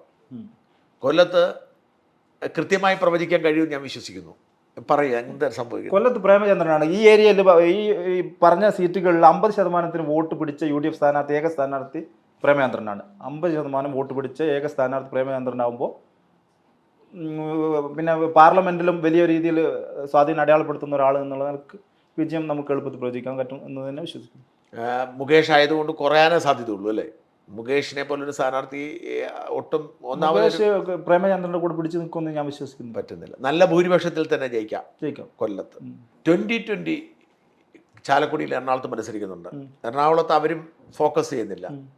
2020 ചാലക്കുടിയുടെ പ്രത്യേകത, ഈ 2020 ഉണ്ടാകാൻ തന്നെ കാരണം CPM അല്ല, ബെന്നി ബെഹനാൻ എന്ന് പറഞ്ഞ കോൺഗ്രസ് നേതാവ്. അയാളുള്ള വിരോധം കൊണ്ടാണ് ഫാസിൽ 2020 ഉണ്ടായത്. അതിന് ഒരുപാട് പഴയ പശ്ചാത്തലങ്ങളുണ്ട്. ബെന്നി ബെഹനാൻ്റെ പിന്തുണയോടെയായിരുന്നു അന്ന് കിഴക്കമ്പലം നിയന്ത്രിച്ചിരുന്ന കോൺഗ്രസ് ആണ് ആദ്യം, കോൺഗ്രസ് പഞ്ചായത്ത് പ്രസിഡന്റായിരുന്നു. അത് ബെന്നി ആയിരുന്നു അവരെ പിന്തുണച്ചത്. അവരാണ് ഇവർക്ക് ആദ്യം ഉപദ്രവം ഉണ്ടാക്കിയത്. അങ്ങനെയാണ് 2020 ഉണ്ടാകുന്നത്. അപ്പോൾ 2020 ചാർലി പോൾ എന്ന് പറഞ്ഞ സ്ഥാനാർത്ഥിയോട് നിർത്തുന്നു. അയാളാണ് അത്യാവശ്യം ഈ മോട്ടിവേഷൻ സ്പീക്കൊക്കെ ആയിട്ട് നടക്കുന്ന ആളാണ്. ഈ 2020 ഒരു ഫാക്റ്റായി മാറുമോ ചാലക്കുടിയിൽ നിന്നാണ് എൻ്റെ ഒരു ചോദ്യം. 2020 ഇപ്പോൾ രാഷ്ട്രീയത്തിൽ അങ്ങനെ ഒരു വലിയ രീതിയിൽ കേൾക്കുന്നില്ല. വലിയ രീതിയിൽ കഴിഞ്ഞ തെരഞ്ഞെടുപ്പുകളിലൊക്കെ 2020 പിന്നെ സാബു അതിൻ്റെ നേതാവായിട്ടുള്ള പല രാഷ്ട്രീയ വിഷയങ്ങളും മറ്റുള്ളത് കൊണ്ട് ആൾ ഇപ്പോൾ രാഷ്ട്രീയത്തിൽ അത്രത്തോളം ആക്റ്റീവ് ആണോ എന്നുള്ളതിനെ പറ്റി എനിക്ക് വലിയ ധാരണയില്ല. 2020 ഫാക്ടർ ഉണ്ടാക്കിയാൽ കോൺഗ്രസിൻ്റെ നഷ്ടം ഉണ്ടാവും. വേറെ ലെഫ്റ്റിൻ്റെ വോട്ട് 2020 വലിയ രീതിയിൽ പിടിക്കാറില്ല. 2020 ഫാക്ടർ ഉണ്ട്. അതായത് ഇപ്പോൾ അയാൾ അദ്ദേഹം കുറേ സമ്മേളനമൊക്കെ നടത്തി അവിടെ ആളെ വെച്ചാൽ കിറ്റക് സാബുവിന് ബെന്നി ബെഹനാനെ തോപ്പിക്കണം എന്ന് വാശിയുണ്ട്. ഓക്കെ, അയാൾക്ക് കാശുമുണ്ട്. ആ തരത്തിൽ ഇവിടെ ഒരുപാട് സമ്മേളനം. അപ്പോൾ അത് ബെന്നി ബെഹനാനെ ബാധിക്കുന്നത്. ചാലക്കുടി സിറ്റിംഗ് സീറ്റാണെങ്കിൽ പോലും 1 ലക്ഷം വോട്ട് പിടിച്ചാൽ ബെന്നി തോക്കാനുള്ള സാധ്യതയില്ലേ? ചാലക്കുടിയിൽ ഞാൻ കോൺഗ്രസ് ജയിക്കുമെന്ന് വിശ്വസിക്കുന്ന ഒരാളാണ്. 1 ലക്ഷം വോട്ട് പിടിച്ചാലോ 2020? 1 ലക്ഷം വോട്ട് 2020 പിടിക്കൂല. പിടിച്ചാലോ എന്നുള്ള ചോദ്യം പ്രസക്തമല്ല. പിടിക്കത്തില്ല. 1 ലക്ഷം വോട്ട് എവിടെ പിടിക്കാൻ? ഞാൻ കരുതുന്ന പിടിക്കുക. നമുക്ക് നോക്കാം. നമ്മൾ പ്രതീക്ഷകളല്ല ചർച്ച ചെയ്ത്. എന്റെ പ്രതീക്ഷ 1 ലക്ഷം വോട്ട് 2020 പിടിക്കില്ല. ഓക്കെ, മലബാറിലെ സ്ഥിതി എന്താണ്? മലബാറിലെ ഈ CPM-ന്റെ പരമ്പരാഗത സീറ്റുകളുണ്ട്, കഴിഞ്ഞ തവണ നഷ്ടപ്പെട്ട. 1 കാസർഗോഡ്, 2 പാലക്കാട്, 3 ആലത്തൂർ, ഈ 3, പിന്നെ 4 വടകര. നമ്മൾ വടകര പറഞ്ഞു പോയി. ഈ 4 പരമ്പരാഗത സീറ്റും, പിന്നെ ഇവിടെ ആറ്റിങ്ങലാണ്. ഈ 5, പിന്നെ ആലപ്പുഴ. ഈ 6 സീറ്റാണ് CPM-ന്റെ സീറ്റ്. ആലപ്പുഴ ഇപ്പോൾ ഉണ്ടായതാണ്.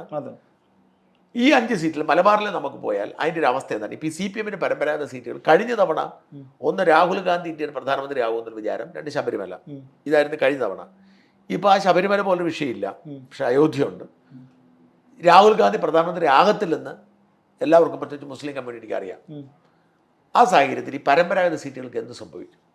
രാഹുൽ ഫാക്ടറിന്റെ അളവ് വലിയ രീതിയിൽ കേരളത്തിൽ കുറഞ്ഞിട്ടുണ്ട്. രാഹുൽ ഗാന്ധിന്റെ ഫാക്ടർ 2019 വലിയ ഘടകമായിരുന്നു. 2019 തെരഞ്ഞെടുപ്പിനെ ബാധിച്ചത് രാഹുൽ ഫാക്ടർ മാത്രമല്ല, കാസർഗോഡ് ഉണ്ടായ 2 കൊലപാതകങ്ങളായിരുന്നു. അത് വലിയ രീതിയിൽ സ്ത്രീ വോട്ടിനെ വലിയ രീതിയിൽ സ്വാധീനിച്ചെന്ന് വിശ്വസിക്കുന്ന ഒരാളാണ് ഞാൻ. 2 കോൺഗ്രസ് ചെറുപ്പക്കാരെ തെരഞ്ഞെടുപ്പിന് അടുത്ത ദിവസങ്ങളിൽ ഉണ്ടായ കൊലപാതകം, അങ്ങനെ അത്. പിന്നെ ശബരിമല, ഏത് തെരഞ്ഞെടുപ്പിനെ നമ്മളിപ്പോൾ ഒരു 4-5 ഫാക്ടറാണ് ഫൈനലായിട്ട് വരിക. ആ ഫാക്ടറുകൾ ഇനിയും വരാനിരിക്കുന്ന സാഹചര്യങ്ങൾ. അതുകൊണ്ടാണ് ഞാൻ പല മണ്ഡലങ്ങളും നിങ്ങൾ ചോദിക്കുമ്പോൾ ഈ സ്ലോ ആകുന്നത്.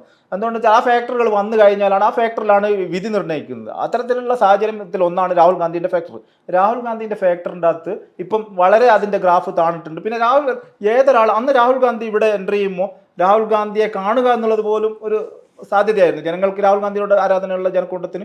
പക്ഷേ ഇന്ന് രാഹുൽ ഗാന്ധിക്ക് അത്രത്തോളമുള്ള ഒരു പോപ്പുലാരിറ്റി കേരളത്തിൽ ഇല്ല. പിന്നെ ദേശീയ രാഷ്ട്രീയ സാഹചര്യങ്ങൾ 2019 കേരളത്തിലെ ജനങ്ങളിലേക്ക് എത്തിക്കുന്നത്. 2019 ചോദിച്ചാൽ കേരളത്തിനപ്പുറം രാഷ്ട്രീയം വീക്ഷിക്കുന്ന ആളുകളുടെ എണ്ണം കുറവായിരിക്കും, ഇന്ന് നോക്കിയാൽ കൂടുതലായിരിക്കും. അപ്പോൾ രാഷ്ട്രീയം മൊത്തത്തിൽ ഓൾ ഓവർ ഇന്ത്യയുടെ രാഷ്ട്രീയ സാഹചര്യം ജനങ്ങളിൽ എത്തുന്ന സ്ഥിതിക്ക് രാഹുൽ ഗാന്ധി ഫാക്ടർ എന്നുള്ളത് ഇതിൻ്റെ ഗ്രാഫ് ഡ്രോപ്പ് ആയിട്ടുണ്ട്. അപ്പോൾ ഈ പാലക്കാടൊക്കെ തിരിച്ചു പോകാനുള്ള സാധ്യത ഉണ്ടോ? പാലക്കാടിനെ സംബന്ധിച്ച്, കേരളത്തിലെ തെരഞ്ഞെടുപ്പിനെ സംബന്ധിച്ചിടത്തോളം തെരഞ്ഞെടുപ്പിൽ എന്ത് ചർച്ചയാവുന്നു എന്നുള്ളതാണ്. അതിൽ UDF-നെ സംബന്ധിച്ച് സാധ്യതകൾ എന്ന് പറയുന്നത് കേരളത്തിൽ ആൻറ്റി ഇൻകംബൻസി, പിണറായി വിരുദ്ധ ഭരണത്തിലുണ്ടായ ജനങ്ങളുടെ ബുദ്ധിമുട്ടുകളെ മെൻഷൻ ചെയ്ത് പ്രചരണത്തെ മുന്നോട്ട് കൊണ്ടുപോയാൽ കോൺഗ്രസിന് സാധ്യതയുണ്ട്. അതുപോലെ തന്നെ കേന്ദ്രത്തിൽ കോൺഗ്രസിന് വലിയ സാധ്യതയില്ല, കേന്ദ്ര പാർലമെന്റിലേക്ക് പോയി കഴിഞ്ഞാൽ ഞങ്ങളാണ് സംസാരിക്കാനുള്ള ആളുകൾ എന്ന് വരുത്തി തീർത്താൽ ലെഫ്റ്റിന് സാധ്യതയുണ്ട്. BJP-ക്ക് ഹിന്ദുത്വ രാഷ്ട്രീയത്തിന്റെ മോഡി ഫാക്ടറും അധികാരത്തിന്റെ സാധ്യതകൾ കേരളത്തിലേക്ക് എത്തിക്കും എന്നുള്ള രീതിയിൽ പ്രചരണം കൊണ്ടുപോയാൽ കേരളത്തിൽ BJP-ക്ക് സാധ്യതയുണ്ട്. ഇതിൽ ഏത് സാധ്യതകളാണ്, ഏത് രാഷ്ട്രീയ പാർട്ടിയാണ് ജനങ്ങളിലേക്ക് വലിയ രീതിയിൽ എത്തിക്കുന്നത് എന്നുള്ളതാണ് തെരഞ്ഞെടുപ്പിനെ സാധിക്കുക. അതിന് 2 മാസം എന്നുള്ളത് ഒരു വലിയൊരു പീരീഡാണ്. വലിയ പീരീഡ് അത് കഴിഞ്ഞാലേ നമുക്ക് പറയാൻ പറ്റുള്ളൂ. മൊത്തത്തിൽ എങ്ങനെയാണ് കേരളത്തിൻ്റെ അവസ്ഥ വിലയിരുത്തുന്നത്? കേരളത്തിൽ ഇപ്പം ഇതാണ് വിഷയങ്ങൾ. കേരളത്തിൽ കോൺഗ്രസിന്റെ സ്ഥാനാർത്ഥികൾ കംപ്ലീറ്റ് ഇപ്പം ഇന്നലെ വരെ നമ്മൾ പറഞ്ഞു കേട്ട പേരുകളെല്ലാം വരുന്നത് മാറി മണ്ഡലങ്ങൾ മാറുന്നു, അങ്ങനെയുള്ള കാര്യങ്ങൾ വരുന്നു. ഇപ്പം തന്നെ ഷാഫി പറമ്പിൽ പാലക്കാട് നിന്ന് വടകരയിൽ, ഞാൻ വടകര മണ്ഡലക്കാരനാണ്, അങ്ങോട്ടേക്ക് വരുന്നത് എന്ന് പറയുമ്പോൾ പാലക്കാട് ഒരു വലിയ വിഷയമുണ്ട്. ഷാഫിന്റെ മണ്ഡലത്തിൽ, അസംബ്ലി മണ്ഡലത്തിൽ ഷാഫി അല്ലാത്തൊരു സ്ഥാനാർത്ഥി കോൺഗ്രസിന് ആലോചിക്കാൻ പോലും പറ്റില്ല. ഇവിടെ ബൈ ചാൻസിൽ വിജയിച്ചാൽ അവിടെ തെരഞ്ഞെടുപ്പ് വരും. അപ്പോൾ ഷാഫി ഇങ്ങോട്ടേക്ക് ഷിഫ്റ്റ് ആവുമോ എന്നുള്ളതിലും സംശയമുണ്ട്. അപ്പോൾ കോൺഗ്രസിന്റെ സ്ഥാനാർത്ഥികൾ നിലവിൽ നമ്മളിപ്പം കാണുന്ന രീതിയിൽ തന്നെ വരണം എന്നുള്ളത് ഉറപ്പില്ലാത്തൊരു സാഹചര്യം കൂടി ഉണ്ട്. വേറെ ബെറ്റർ സാധ്യതകളുള്ളത് BJP-യെ സംബന്ധിച്ചിടത്തോളം, BJP കേരളത്തിൽ നേരിട്ട ഒരു തെരഞ്ഞെടുപ്പിലും കിട്ടാത്തത്ര മീഡിയ സ്പേസ് BJP-ക്ക് കിട്ടുന്നുണ്ട്. ഫ്ലാറ്റ് വിക്കറ്റിൽ BJP-ക്ക് കളിക്കാൻ അവസരമുണ്ട്. BJP-ന്റെ എല്ലാ കാലത്തുള്ള ഒരു പ്രശ്നമായിരുന്നു BJP-യെ കേരളത്തിലെ മലയാള മാധ്യമങ്ങൾ വലിയ രീതിയിൽ കവർ ചെയ്യുന്നില്ല തെരഞ്ഞെടുപ്പ് ഘട്ടം വരും. പക്ഷേ ആ ഒരു പരാതിയും കൂടി ഈ തെരഞ്ഞെടുപ്പ് പോകും. അത് കെ സുരേന്ദ്രനെ സംബന്ധിച്ചിടത്തോളം ഒരു വെല്ലുവിളിയാണ്. എൻ്റെ ഒരു പേഴ്സണൽ വ്യൂവിൽ മീഡിയകളെ പോലും കേന്ദ്ര സർക്കാരിന് കണ്ണുരുട്ടി പഠിപ്പിക്കാൻ പറ്റുന്ന ഒരു സംവിധാനം ഉള്ളത് കൊണ്ട് മീഡിയകൾ പോലും ആ രീതിയിലുള്ള സ്പേസ് BJP-ക്ക് ഉണ്ട്. അപ്പോൾ അതിൻ്റെ അകത്ത് ഫ്ലാറ്റ് വിക്കറ്റിൽ BJP കളിച്ച് കെ സുരേന്ദ്രൻ വിജയിച്ചാൽ കെ സുരേന്ദ്രന്റെ രാഷ്ട്രീയ ഭാവിയെ പോലും സ്വാധീനിക്കുന്ന ഒരു തെരഞ്ഞെടുപ്പായിരിക്കും ഈ വരുന്നത്. മറ്റൊരു ഓപ്ഷൻ സുരേന്ദ്രൻ മുന്നിൽ പ്രതികൂലമായിട്ട് നിൽക്കുന്നില്ല. ചുരുക്കി പറഞ്ഞാൽ നിങ്ങളുടെ ഒരു ഷോർട്ടായിട്ടുള്ള വിലയിരുത്തൽ ദേശീയ തലത്തിൽ BJP-യുടെ ആ ഒരു ഭരണ തുടർച്ച അല്ലേ? ദേശീയ രാഷ്ട്രീയ BJP-ന്റെ ഭരണ തുടർച്ചകളെല്ലാം സാധ്യതയുണ്ട്. അതിൻ്റെ സീറ്റിന്റെ എണ്ണം വർദ്ധിപ്പിക്കാനുള്ള സാധ്യതകളാണ് ഇപ്പോൾ നടന്നുകൊണ്ടിരിക്കുന്നത്. ആന്ധ്രാപ്രദേശിലുണ്ട് അലയൻസ് വിപുലീകരണം, അതുപോലെ തന്നെ ഒഡീഷയിലുണ്ട്, അതേപോലെ മറ്റൊരു സ്റ്റേറ്റിൽ കൂടി നടക്കുന്നുണ്ട്. അപ്പോൾ ആ ഒരു സാഹചര്യം കൂടി വരികയാണെങ്കിൽ BJP-ന്റെ സീറ്റ് എണ്ണത്തിലും വോട്ട് ഷെയറിലും വലിയ മാറ്റം ഉണ്ടാകാനുള്ള സാധ്യതകളുണ്ട്. കേരളത്തിൽ നിലവിലുള്ള സ്ഥിതി മെച്ചപ്പെടാം ഇടതുപക്ഷത്തിന്. നിലവിലുള്ള സ്ഥിതിയിൽ നിന്ന് ഇടതുപക്ഷത്തിന് മെച്ചപ്പെടാം. പിന്നെ രാഷ്ട്രീയം പറഞ്ഞു തുടങ്ങുന്നേ ഉള്ളൂ. മൂന്ന് മുന്നണികളും രാഷ്ട്രീയം പറഞ്ഞു തുടങ്ങുന്നുള്ളൂ. ഇപ്പം അവർ ഫോക്കസ് ചെയ്യുന്നത് സീറ്റ് ഡിവിഷൻ കാര്യങ്ങളിലാണ്. BJP പൂർണ്ണമായും തള്ളിക്കളയേണ്ട കേരളത്തിൽ. BJP ഈ തെരഞ്ഞെടുപ്പിൽ പൂർണ്ണമായി തള്ളിക്കളഞ്ഞാൽ കേരളത്തിൽ ഇരു മുന്നണികൾക്കും അതൊരു പണിയാവാനുള്ള സാധ്യതയുണ്ട്. ഈ കാൽക്കുലേറ്റഡ് കാര്യങ്ങൾ അവർ നീക്കിയില്ലെങ്കിൽ BJP കയറി വരാൻ സാധ്യത. നിങ്ങൾ മുമ്പ് സൂചിപ്പിച്ച ഈ വിഷയങ്ങളൊക്കെ വന്ന് ഡെവലപ്പ് ചെയ്തതിന് ശേഷം നമുക്ക് ആ തെരഞ്ഞെടുപ്പിൻ്റെ ആ ഒരു പീക്കിൽ ഒരിക്കൽ കൂടി സംസാരിക്കാം. അപ്പോൾ കുറച്ചുകൂടെ ക്ലാരിറ്റി കിട്ടും. അതെ, ആളുകൾക്ക് ഈ മണ്ഡലം ബേസ് സ്ഥാനാർത്ഥികളൊക്കെ അറിയാൻ താല്പര്യം. അപ്പോൾ സ്ഥാനാർത്ഥിയുടെ ചിത്രം ഇപ്പോൾ തെളിഞ്ഞു വരുന്നേ ഉള്ളൂ. അപ്പോൾ ആശംസകൾ. Okay, thank you.